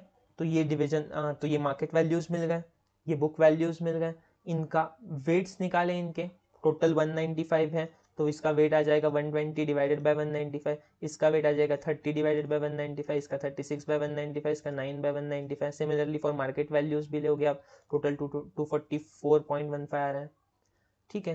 And book value into cost करोगे, यहाँ पे सिली मिस्टेक मत करना, कोई भी कॉलम किसी के साथ भी मल्टीप्लाई मत करना, बुक वैल्यू को कॉस्ट के साथ करो, देन मार्केट वैल्यू को कॉस्ट के साथ करो, प्रोपोर्शन, एंड देन जो सम आएगा, अगर वेट्स लिए हैं तो you don't need to directly, जो एडिशन होगा that would be your cost. अगर वेट्स नहीं लिए, डायरेक्टली एब्सोल्यूट अमाउंट से मल्टीप्लाई किए हैं तो इससे डिवाइड करना पड़ेगा, इससे डिवाइड करना पड़ेगा। तो यहाँ पे 33.73 ये आया बुक वैल्यू के हिसाब से, उसको टोटल बुक वैल्यू से डिवाइड किया 195, एंड 42.76 को मार्केट वैल्यू से 244 से, ठीक है। तो ये करके आपका weighted average cost of capital आ जाएगा। I hope you are clear with this. I hope you are clear with this. ठीक है, 6th and 7th और दो बचे हैं, कल्याणम limited, let us start.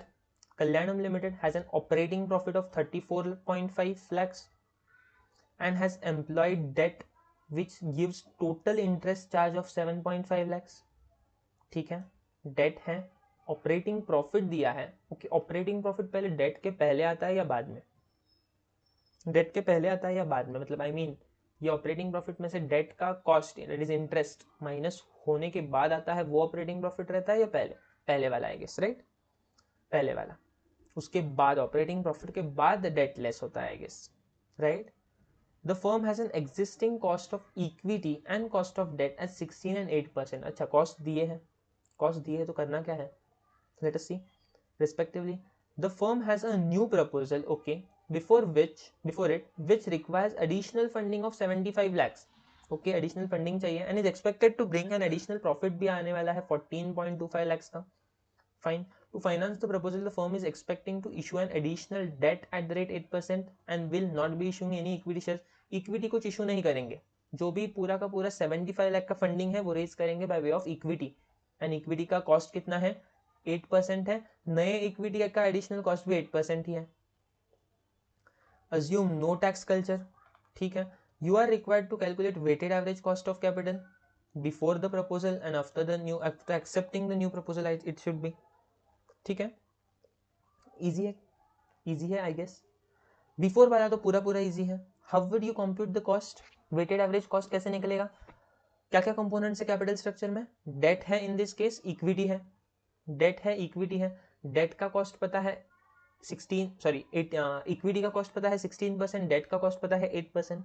Proportions, क्या प्रपोर्शंस पता है हमें, प्रपोर्शंस हमें नहीं पता, वो निकालने हैं, कैसे निकालोगे, थोड़ा यहाँ पे भी की टेक अवे है ऑनेस्टली स्पीकिंग, यहाँ पे भी एक छोटा सा पॉइंट की टेक अवे है कि जब वेट्स दिए ना हो, how will you compute weights given you have something and that something what you have, if you, मतलब अगर आपको समझा है ना तो what is that, that is the operating profit given, based on that हम उसको रिवर्स करके हम टोटल ग्रॉस एक्सपोजर निकालेंगे, डेट एंड इक्विटी कितना है, ठीक है, तो वेट्स निकलेंगे। I will tell you how I will tell you, ठीक है। Try to think for a minute,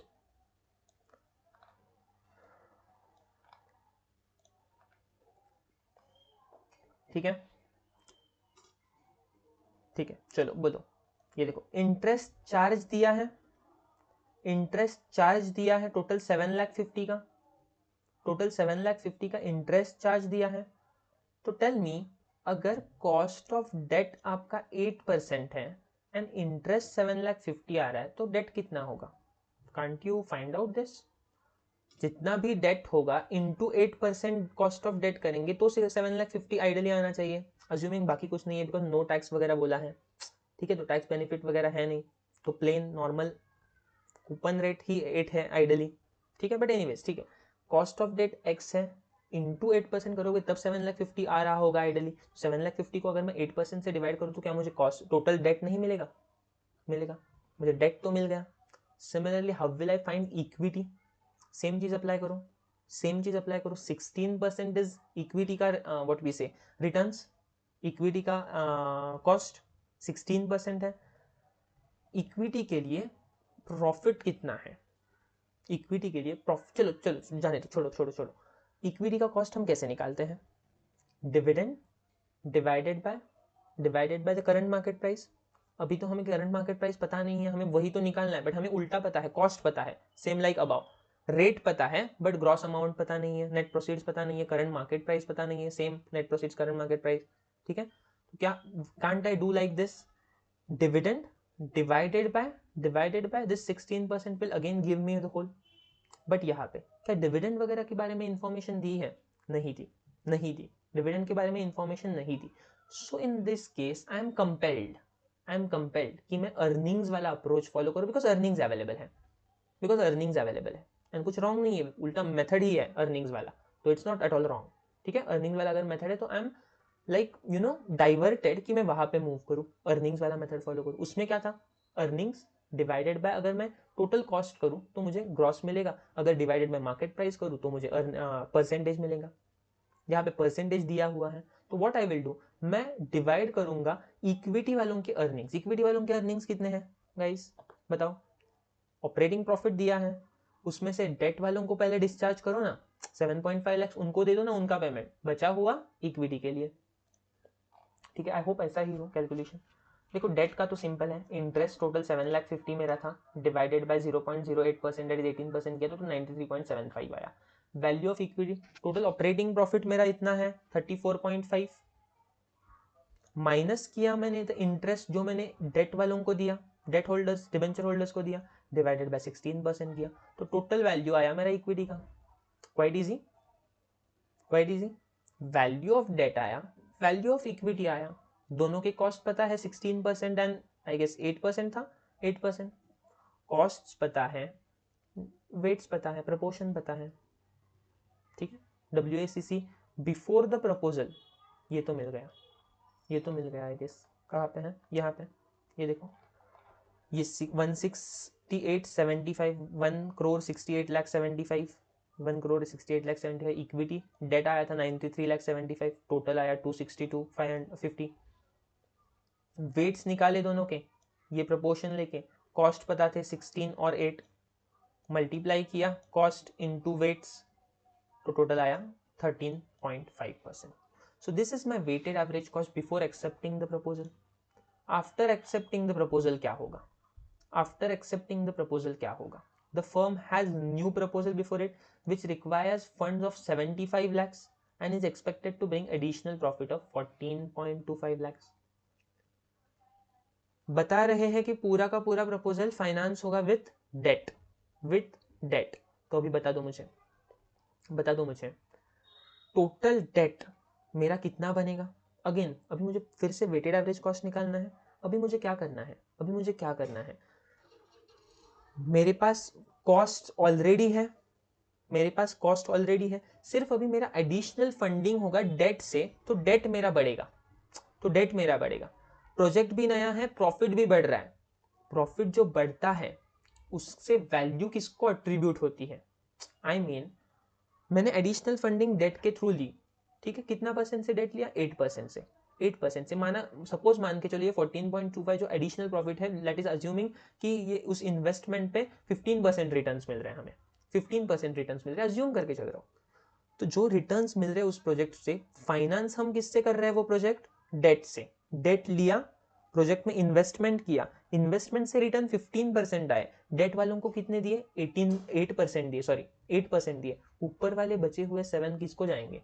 ultimately किसको जाएंगे? शेयर होल्डर्स को, इक्विटी होल्डर्स को। आई मीन टू से जब भी कंपनी नया प्रोजेक्ट लेगी, प्रॉफिटेबल प्रोजेक्ट है, यहाँ पे प्रॉफिटेबल प्रोजेक्ट है, कॉस्ट इक्विटी वालों का बढ़ेगा या डेट वालों का? डेट का तो यहाँ पे कांस्टेंट है, इक्विटी वालों का बढ़ेगा। बिकॉज थोड़ा सा लॉजिकली भी सोचो, अगर आप इक्विटी शेयर होल्डर होते किसी कंपनी के and you are seeing that company is getting a new additional project from next year, जिससे कंपनी का प्रॉफिट बढ़ने वाला है, डोंट यू थिंक आपके एक्सपेक्टेशंस भी बढ़ जाते हैं कि यार कंपनी को तो प्रॉफिट हो रहा है, मुझे भी अभी ज्यादा प्रॉफिट चाहिए, क्यों? कंपनी और प्रॉफिटेबल है, मुझे भी और प्रॉफिटेबल बनना है, राइट? आपका automatically expected rate of returns on that equity of the company बढ़ जाएगा।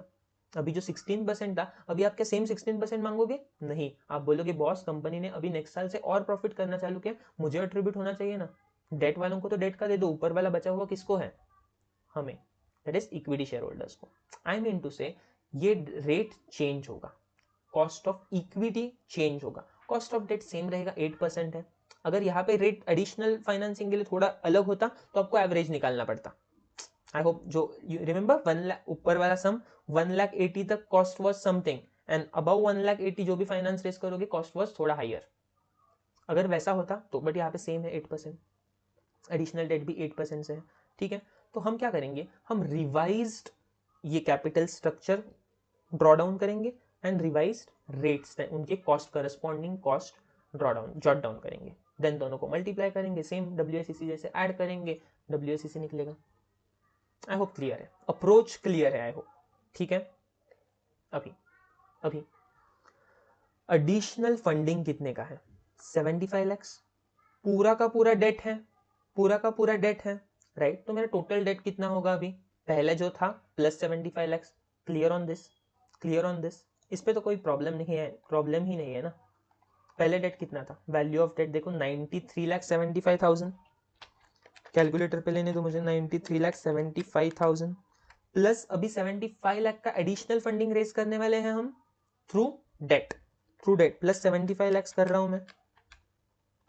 कितना आ रहा है, आई गेस 168.75 समथिंग आ रहा है, 1,68,75,000। ये सेकंड इसका आंसर है। 1 करोड़ देखो डेट 1,68,75,000, ये तो डेट बनेगा। ठीक है, ये तो वेरी इजी है। ठीक है, अभी इक्विटी कितना बनेगा, इक्विटी का वैल्यू कितना बनेगा, इक्विटी का वैल्यू कितना बनेगा, देखो अभी देखो। फर्स्ट ऑफ ऑल हमने पहले केस में इक्विटी का वैल्यू कैसे निकाला था, कैसे निकाला था, profit divided by there expected rate, divided by there expected rate.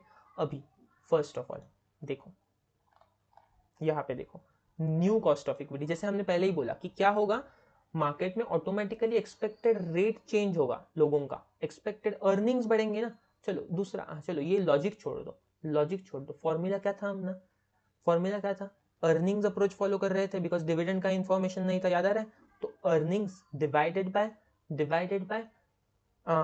अगर कॉस्ट निकालना है हमें तो डिवाइडेड बाय हमें मार्केट प्राइस करना पड़ेगा, इक्विटी कैपिटल, इक्विटी कैपिटल। तो यही किया है देखो, इंक्रीज्ड प्रॉफिट माइनस थोड़ा ऑब्वियसली जो डेट वालों को देना है वो भी तो माइनस करना पड़ेगा, एडिशनल इससे प्रॉफिट जनरेट हुआ 14.25 लाख का, बट वो पूरा का पूरा इक्विटी को अट्रिब्यूटेबल नहीं है गाइस, इसमें से डेट वालों के भी 8% जाएंगे उस 75 लाख पे। ठीक है, तो वो कंप्यूट करेंगे, दैट्स इट। ये देखो ऑपरेटिंग प्रॉफिट पहले कितना था, 34,50,000, पहले का तो पहले रहेगा ना ऑब्वियसली, ऑपरेटिंग प्रॉफिट पहले का तो पहले वैसे का वैसे रहेगा, 34,50,000 तो अभी भी कमा रहे हैं, प्लस अभी एडिशनल कमा रहे हैं because of the project 14.25 lakh.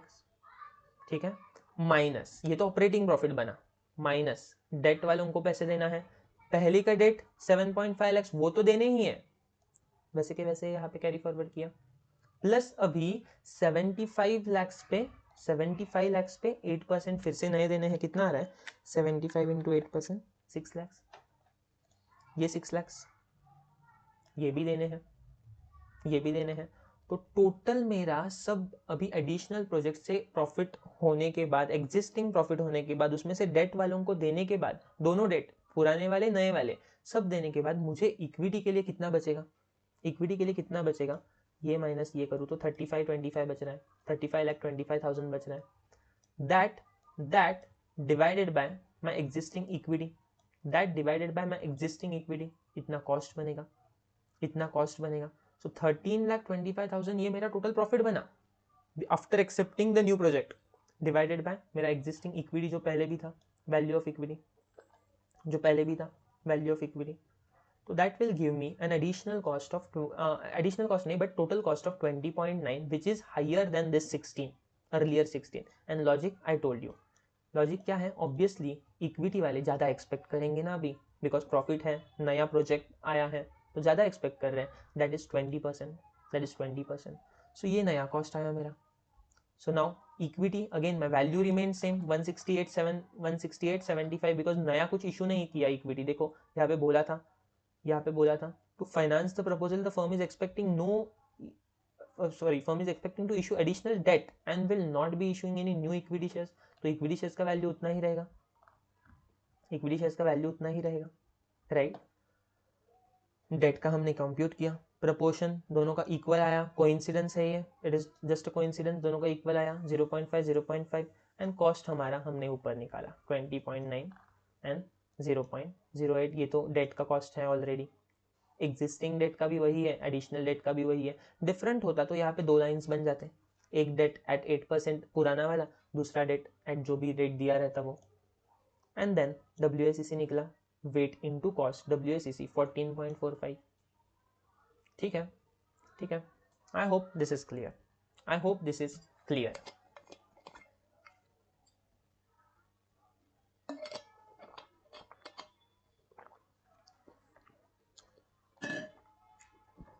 एक ब्रीदर ले लो, ब्रीदर ले लो थोड़ा, 10 मिनट्स ब्रेक, लास्ट सम है, लास्ट सम हमारे पास है, and then we will be completing all the TY के questions for this in a very good manner I guess.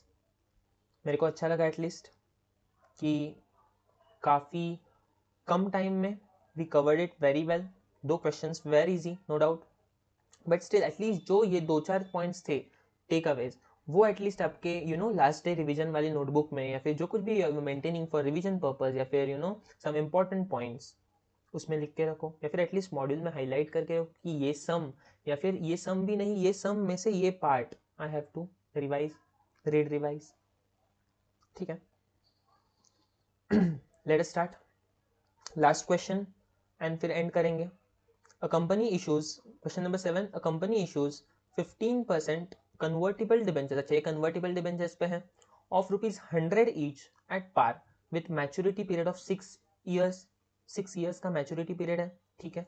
On maturity each debenture will be converted into 2 equity shares of the company, एक debenture जिन जिन के पास है उनको 2 equity shares मिलेंगे, ठीक है। The risk free rate of return is 10%, market risk premium is 18%, premium 18% बोला है guys, and beta of the company is 1.25%, ठीक है। ये किसके लिए दिया है ये देख के ही समझ रहा है, ये कौन सा इक्विटी के लिए, ये कौन सा अप्रोच है, CAPM model, right, capital asset pricing model, जहाँ पे हम risk free rate of return and beta लेके करते हैं कंप्यूट, ठीक है, कॉस्ट ऑफ इक्विटी के लिए। The company has paid a dividend of 12.76 per share, paid D0. 5 years ago it paid a dividend of 10, अच्छा 5 years ago वाला भी दिया है, मतलब ये 5 years ago वाला जनरली क्यों देते हैं, इसलिए बीच का आप ग्रोथ रेट निकालो, 5 years ago 10 था, अब भी जस्ट रिसेंट 12.76 था, एंड देन आगे कितना होगा वो तो देखेंगे, इस ग्रोथ रेट लगा के देखेंगे D1 कितना होगा। Flotation cost 5% of the issue amount, ठीक है। इफ यू थिंक यहाँ पे स्टार्ट किया इन्होंने डिबेंचर्स से, खत्म किया, मतलब बीच में सब बातें इक्विटी की क्यों, why, because these debentures were convertible, convertible, तो कन्वर्टिबल डिबेंचर्स का हम कॉस्ट कैसे निकालते हैं, जो कन्वर्टिबल डिबेंचर्स का कॉस्ट, जिनको अगर आपको फॉर्मूला याद आ रहा होगा तो it is same as redeemable debentures, same as redeemable debentures, सिर्फ रिडम्पशन वैल्यू चेंज होता है, वो भी if there is some condition, कब, जब दूसरा ऑप्शन कन्वर्ट का option is more profitable, is more beneficial, in that case we assume कि जो इन्वेस्टर है he will choose that option of converting, otherwise he will normally redeem, जो value है 100 का डिबेंचर है 100 पे रिडम होने वाला है तो 100 पे रिडम करके लेगा वो, he will opt that option, समझ में आ रही बात, तो फॉर्मूला वही रहेगा। कहाँ पे है यहाँ पे डिविडेंड, सॉरी डिबेंचर आपका, ये प्रेफरेंस शेयर है, ये कन्वर्टिबल डिबेंचर्स देखो यहाँ पे थे, डायरेक्टली एग्जांपल दिया है, फॉर्मूला ये देखो, फॉर्मूला यहाँ पे है, सेम फॉर्मूला है, सेम फॉर्मूला है, ऑफ ऊपर ही दिखा देता हूँ आपको ना, ये देखो, ये देखो कहाँ पे है, cost of redeemable debentures, interest RV minus NP divided bye N, and नीचे एवरेज 1 माइनस T, डिपेंड्स यहाँ पे कर रहे हो या सिर्फ इंटरेस्ट को कर रहे हो, जनरली हम सिर्फ इंटरेस्ट को करते हैं, ठीक है। तो यहाँ पे सिर्फ RV change, sorry RV change होता है, रिडम्पशन वैल्यू, रिडम्पशन वैल्यू, वो भी only if that option is beneficial, कि कन्वर्जन वाला। तो ठीक है, वो देखते हैं वेदर इट इज बेनिफिशियल या नहीं, वो हमें चेक करना है, इसीलिए तो इतना सब कहानी दिया है, इतनी इक्विटी की कहानी क्यों दी है। अगर लेट्स अज्यूम 15% डिबेंचर्स है, 6 साल में मैच्योर होगा, आफ्टर 6 ईयर्स, दो ऑप्शंस क्या क्या है पहले वो बताओ मुझे, दो ऑप्शंस क्या क्या है। चलो या फिर और थोड़ा बेसिक से स्टार्ट करते हैं। What is the formula, interest, whether interest is available 15%, yes 15 is in the interest per year for 6 years. 1 minus t, whether 1 minus t is available, कोई टैक्स है क्या, यहाँ पे है नीचे, assuming corporate tax of 40%, so 1 minus t 1 minus 40 available है, plus rv minus np, rv redemption value क्या होगा अभी तक हमें पता नहीं, इन्वेस्टर वेदर, उसके पास दो ऑप्शन है इन्वेस्टर के पास, रिडम्पशन, एक ही मिनट, उसके पास दो ऑप्शंस है, उसके पास दो ऑप्शंस है, redemption value, either he can convert that into equity share and take the equity shares, कितने equity shares मिलेंगे, दो, या फिर he can take the cash option out करेगा, that is 100 रुपीज लेगा, because redemption का कुछ प्रीमियम वगैरह पता नहीं, तो we will assume 100 पे ही मैच्योर होगा। now what will he do, whether he will take 100 and go away, या he will take the equity shares, we don't know, we will find it out। कैसे, equity का price ज्यादा रहेगा, equity option से उसको ज्यादा value derive हो रही है, तो he will opt for equity, this is logical ना, या तो अभी इक्विटी का प्राइस क्या होगा आफ्टर 6 ईयर्स, वो हमें कंप्यूट करना है, इसके लिए इक्विटी का वैल्यूएशन करना पड़ेगा। देखो इक्विटी का वैल्यूएशन कैसे करेंगे, इक्विटी का वैल्यूएशन, कितना पेमेंट हो रहा है पहले वो देखो, risk free rate of return is 10%, market price premium is 18% and beta is 1.25, इससे आपको क्या मिलेगा, कॉस्ट ऑफ इक्विटी मिलेगा, एंड एक्चुअल डिविडेंड को मैं अगर डिस्काउंट करूं, एक्चुअल डिविडेंड को मैं डिवाइड करूं by my cost of equity, तो मुझे करंट मार्केट प्राइस मिलेगी, बट मुझे क्या करंट का मार्केट प्राइस चाहिए, नहीं मुझे आज का मार्केट प्राइस नहीं चाहिए, मुझे तो 6 साल बाद वाला मार्केट प्राइस चाहिए। तो मैं क्या करूंगा, 6 साल बाद वाले डिविडेंड को मैं डिवाइड करूंगा बाय कॉस्ट ऑफ इक्विटी, ठीक है। Let us see calculation of cost of convertible debentures, heading दिया है, बट स्टार्टिंग में हमें इक्विटी को वैल्यू करेंगे। देखो रिस्क फ्री रेट, हाँ अभी सीएपीएम का कॉस्ट ऑफ इक्विटी निकालने का फॉर्मूला क्या है, risk free rate plus beta into R M minus R F, that is risk premium. तो यहाँ पे R M minus R F करके दिया है डायरेक्टली, फिर से 18 में से माइनस मत करो 10, 18 is already after deducting risk free rate, तो 18 इज ऑलरेडी अ प्रीमियम, तो R M minus R F 18% दिया है, बीटा 1.25 दिया है, तो ऑब्वियसली हमको मिल जाएगा ना, सीएपीएम में से कॉस्ट ऑफ इक्विटी कितना है, risk free rate 10 plus beta 1.25 into risk premium 18, तो 32.5 आया कॉस्ट ऑफ इक्विटी आया, ठीक है।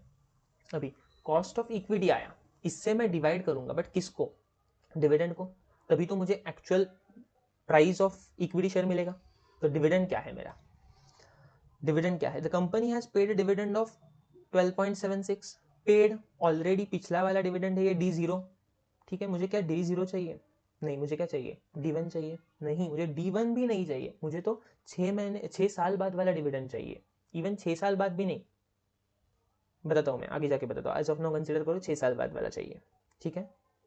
अभी मुझे डिविडेंड निकालना है, डिविडेंड दिया है ऑलरेडी 12.76 पिछले बार, इसमें अगर मैं 6 टाइम्स ग्रोथ जोड़ दूं तो मुझे 6 साल बाद वाला डिविडेंड मिलेगा, बट मुझे ग्रोथ क्या है मेरी, उसके लिए कॉम्प्यूट कितने छोटे छोटे एस्पेक्ट्स है ना, अगर एक एक स्टेप बाय स्टेप करते जाओगे तो ये सही सॉल्व होगा आपका।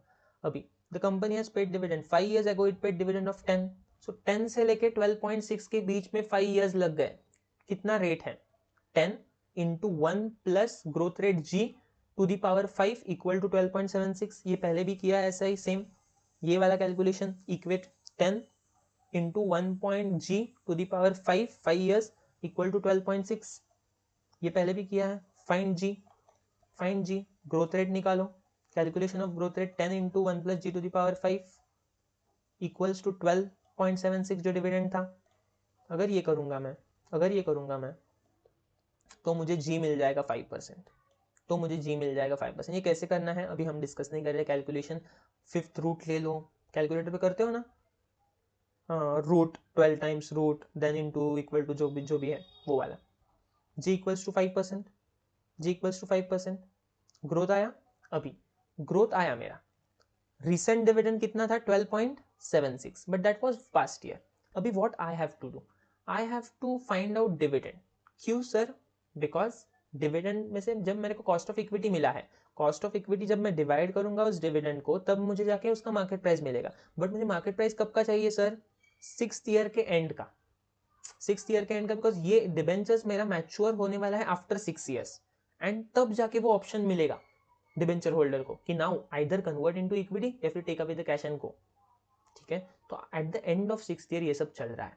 तो now think, at the end of 6th year में अगर खड़ा हूं तो value of my equity share क्या रहेगा?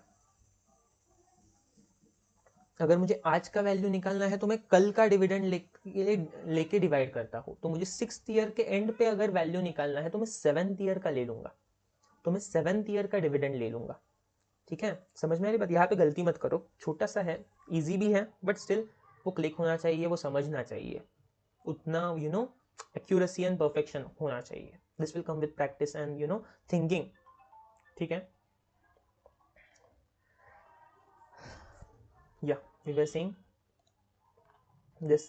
तो प्राइस मेरी 6th ईयर के एंड पे प्राइस क्या होगी? जो मेरा डिविडेंड रहेगा 7th ईयर का डिविडेंड, उसको मैं अगर फॉर्मूला लगा दूं, मतलब डिविडेंड डिवाइडेड बाय क्या रहता है, के minus ji.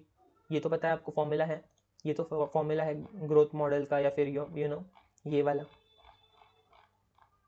Where is that? Cost of equity में है ये, सॉरी, ये अपना गॉर्डन वाला ही फॉर्मूला है, थोड़ा उल्टा करके लिखा है सिर्फ।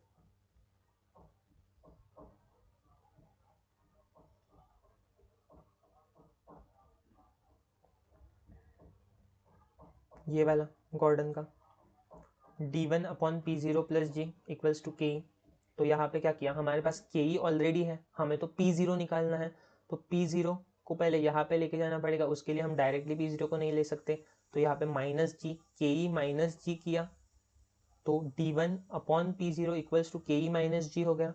ये के ई माइनस जी पूरा का पूरा यहाँ पे लाया, एंड देन p0 यहाँ पे लेके गए, p0 यहाँ पे लेके गए, तो p0 equals to d1 upon के ई माइनस जी। ये तो सेम फॉर्मूला है, आई डोंट थिंक ये आपको बताना है, ये सेम फॉर्मूला सिर्फ अलग वे में लिखा है, बिकॉज हमें अभी p0 चाहिए।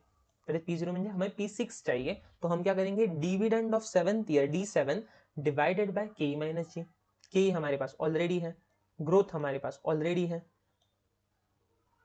d7 कैसे निकालेंगे? आज का dividend d12 to the into 1.05 to the power 7। यहाँ पे 7 करना भूलना मत, ये जो 7 है वो वेरी इंपॉर्टेंट है। ये यहाँ पे एक तो आदत रहती है आपको, कि एक बार ही सिर्फ d0 टू d1 की आदत रहती है, एक बार ही मल्टीप्लाई इंटू 1.05, एक तो वो करोगे, नहीं तो 6 करोगे टू दी पावर 6। याद रखो to the power 7, because 6th year के एंड की price will be based on future 7th year. So to the power 7 divided by this. तो अगर मैं ये सॉल्व करूंगा तो it will give me price at the end of 6th year. एक equity share की price at the end of 6th year 65 है, 65.28 है। एक डिबेंचर होल्डर को दो इक्विटी शेयर्स मिलेंगे, एक डिबेंचर होल्डर को दो इक्विटी शेयर्स मिलेंगे, ये लिखा था, कन्वर्टेड इनटू 2 इक्विटी शेयर्स। मतलब एक 100 रुपीज के डिबेंचर को आइदर एक ऑप्शन है 100 रुपीज ले लो and redeem your debenture, second option है उसके बदले में दो इक्विटी शेयर्स ले लो जिनका वैल्यू कितना है 65 इंटू 2 130।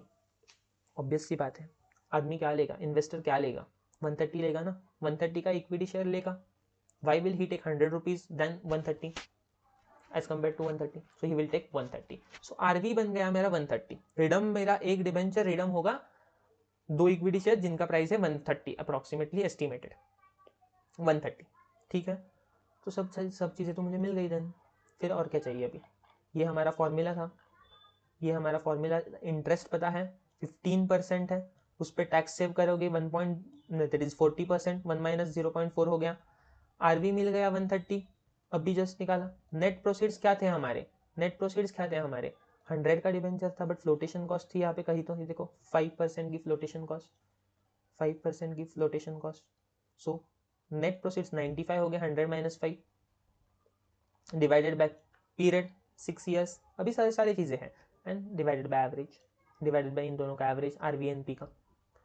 ये अगर फॉर्मूला करूँ, सॉल्व करूँ ये, तो that will give me cost of debt equal to 13.24, equal to 13.24। ठीक है, ठीक है, and that was the question ना I guess. Calculate the cost of convertible debentures using approximation method. तो कॉस्ट ऑफ कन्वर्टिबल डिबेंचर्स हमने निकाली। And then आगे और एक क्वेश्चन है, use YTM method. I hope ये क्लियर है, आई होप ये क्लियर है। ये भी अच्छा था वैसे, सम ठीक ठाक था, मतलब इतना भी ये नहीं, बट या गुड बोल सकते हैं। मिक्सचर ऑफ इक्विटी, उसके बेसिस पे कन्वर्टिबल, हाँ कन्वर्टिबल बोला तो वही आता है, but still a good question. And then 5% preference, what is this? 5% preferential of 100 each. अच्छा ऐसा है, a company issues 5% preference shares, ये सेम कंटिन्यूशन में मुझे आधा अधूरा लगा, इसलिए a company issues a 5% preference share of ₹100 each at a premium of 10, premium of 10 पे इशू किया, दैट इज 110 पे इशू किया। These shares are redeemable after 10 years at par, 10 years के बाद रिडीम होंगे at par. Flotation cost 6% of the issue amount है, यहाँ पे स्पेसिफिकली बोला है इशू अमाउंट का 6%। ठीक है, मतलब 110 का 6% दे मीन, राइट, 110 का 6% दे मीन। करना क्या है? Using YTM method, second question, using YTM method calculate cost of preferences. YTM method क्या रहता है? अभी भी पिछले 6 सम्स में से एक सम कोई तो था YTM मेथड। YTM मेथड क्या रहता है? Yield to maturity, yield to maturity, the debenture is assumed to be held up till maturity, and हमारे आउटफ्लोज क्या होंगे? We will equate them with the inflows. Inflows क्या है गाइस? यहाँ पे इनफ्लोज क्या है? 100 का प्रेफरेंस शेयर है, 100 रुपीज आ रहे हैं, नहीं ज्यादा आ रहे, प्रीमियम पे है 10%, तो 110 आ रहे हैं, but flotation cost of 6% minus हो रहा है। 110 पे फ्लोटेशन कॉस्ट लग रहा है, स्पेसिफिकली बोला है, स्पेसिफिकली बोला है 110 minus 6%, that will be my net proceeds जो आ रहे हैं मुझे। आउटफ्लो क्या होगा for 10 years? Interest, interest outflow होगा मेरा, कितना है? 5%, सॉरी इंटरेस्ट बोल रहा हूँ, प्रेफरेंस है, डिविडेंड है, डिविडेंड है 5% dividend, 5% dividend discountable with tax, या फिर tax shield? No, no tax shield, I don't, मतलब I don't think in the sense tax shield होना ही नहीं चाहिए, डिविडेंड का है, प्रेफरेंस डिविडेंड है। ठीक है, तो आई गेस ये मेरे आउटफ्लोज है for 10 years, and at the end of 10th year, at the end of 10th year redeemable at par बोल रहे हैं, रिडीमेबल एट पार बोल रहे हैं, 100 पे रिडीम हो जाएंगे, 100 पे रिडीम हो जाएंगे। कर दो सारे को इक्वेट, व्हाट 110 माइनस 6% कितना हो गया? 110 माइनस 6% कैलकुलेटर पे दे लो, 110 माइनस 6% करो तो 103.4 आ रहा है, तो 103.4 एट प्रेजेंट वैल्यू ही है, is equal to present value of all my outflows. What are my outflows? What are my outflows? एक तो interest 5%, सॉरी एक तो डिविडेंड 5% प्लस लास्ट वाला रिडम्पशन, 100 रुपीज का रिडम्पशन। तो 1 to 10 ईयर्स में क्या होगा? 1 to 10 ईयर्स में डिविडेंड होगा। ये देखो 0th ईयर पे 103.4 आया, ये अपना आया था 103.4, 110 प्रीमियम 100 प्लस 10% जो भी आएगा माइनस 6%। ठीक है, तो 103.4 ये आया, इतना मुझे आएगा, इतना मुझे आएगा, जाएगा क्या मेरे हाथ में से? 1 to 10 ईयर्स के लिए मेरा डिविडेंड जाएगा 5 रुपीज का, 5 रुपीज का 5% था ना, 5% था ना, तो डिविडेंड प्रेफरेंस डिविडेंड जाएगा 5 रुपीज का, and at the end of 10th year 100 rupees जाएंगे, साइन अपोजिट रखना है, साइन अपोजिट रखना है। ठीक है, अगेन सेम इंटरपोलेशन वाला आपका मेथड, एक रेट अज्यूम करके, एक रेट अज्यूम करके नेट कैश फ्लोज निकालो, एनपीवी निकालो, आई मीन दूसरा रेट अज्यूम करो, एनपीवी निकालो। ये दो रेट्स के मूवमेंट कितना हुआ? 2%, ये वाला ऊपर मूवमेंट आया न्यूमरेटर में। जब ये 2% से मूव हुआ तब मेरा एनपीवी कितने से चेंज हुआ? 13.65 माइनस 3.9, टोटल 17 का चेंज हुआ, माइनस में था 13.65, वो प्लस में आया एंड प्लस 3.39 तक चला गया। टोटल मूवमेंट कितना है? 17.04, 17.04 आया न्यूमरेटर में, डिनोमिनेटर में।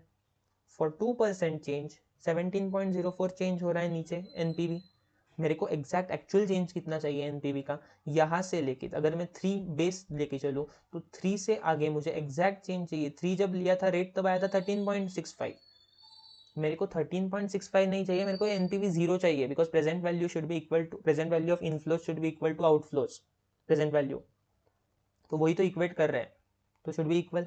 13.65 के लिए कितना क्रॉस मल्टीप्लीकेशन है नॉर्मल, ये 3 plus this base plus this change would give you this, that is your cost that is your cost, internal hidden rate of return in this, या फिर आपके लिए it is cost of those preference share, वही पूछा था using yield to maturity calculate cost of preference share, यहाँ पे भी है ये सब यहाँ पे भी है। प्रेजेंट वैल्यू इंटरेस्ट फैक्टर 0.03 0.05 0.03 0.05 ये एन्युटी फैक्टर्स है, ये इंटरेस्ट फैक्टर्स है। हमें क्या क्या लगने वाला है इसमें से, प्रेजेंट वैल्यू एन्युटी फैक्टर लगेगा for 1 to 10 years, 1 to 10 years कितने रेट, कौन से रेट का लगेगा, 5% का लगेगा आई गेस ना। हमने यहाँ पे क्या लिया था, अच्छा 3 and 5 उन्होंने दिया है आपके कन्वीनियंस के लिए दोनों। I was of the view आप डायरेक्टली कंप्यूट कर रहे हो, बट या आपको इंटरपोलेट करके कंप्यूट करना है, you don't have those resources to directly compute on the scientific calculator, I know. तो ठीक है, इंटरपोलेशन मेथड से आप 2 रेट लेके ये कर सकते हो। You have for 3% you have present value annuity factor, for 1 to 10 years 8.5 है, then for annuity factor for 5% 7.72 है, 7.7 है, and then interest factor at the end of 10th year लगेगा हमें, तो डायरेक्ट 0.7 है एंड 0.6 है, 0.7 है 0.6 है, वो सब यहाँ पे यूज़ करो, देखो 0.744 यहाँ पे यूज़ किया है, 7.7 यहाँ पे यूज़ किया है, 7.7 यहाँ पे यूज़ किया है, 0.74 यहाँ पे ये है, चारों यही चीज़ें हैं चारों, ठीक है। I hope you are well done with these test your knowledge questions, ठीक है। we'll close the lecture over here, आगे आने वाले सीरीज़ में या फिर इसी सीरीज़ के कंटिन्यूएशन में हम आइदर अदर चैप्टर्स के टी वाई के सॉल्व करेंगे, या फिर इसी चैप्टर के थोड़े बहुत कॉस्ट ऑफ इक्विटी का या फिर एमसीक्यूज वगैरह सॉल्व करेंगे, या फिर अभी आई नो थोड़ी टाइम में आपका मॉक टेस्ट है, mock test 1 which is due, once the paper is out, once the answer key is out, we will again solve that, ठीक है। मॉक टेस्ट सॉल्व करेंगे। आरटीपी में just for your information, institute ने मेरा latest check था 2 days ago when I had checked, institute के website पे आपका CA इंटर का आरटीपी वॉज नॉट अवेलेबल है, बट उसमें सिर्फ आपका SM वाला पार्ट है। अगर आप FM में भी जाओगे तो सिर्फ SM वाला पार्ट है, स्ट्रेटेजिक मैनेजमेंट वाला, FM के क्वेश्चंस नहीं है। तो आई एम एक्सपेक्टिंग आइदर वो रिवाइज करेंगे या फिर अपडेट करेंगे link, but let's till the time we don't have that, ठीक है। Let's close, thank you.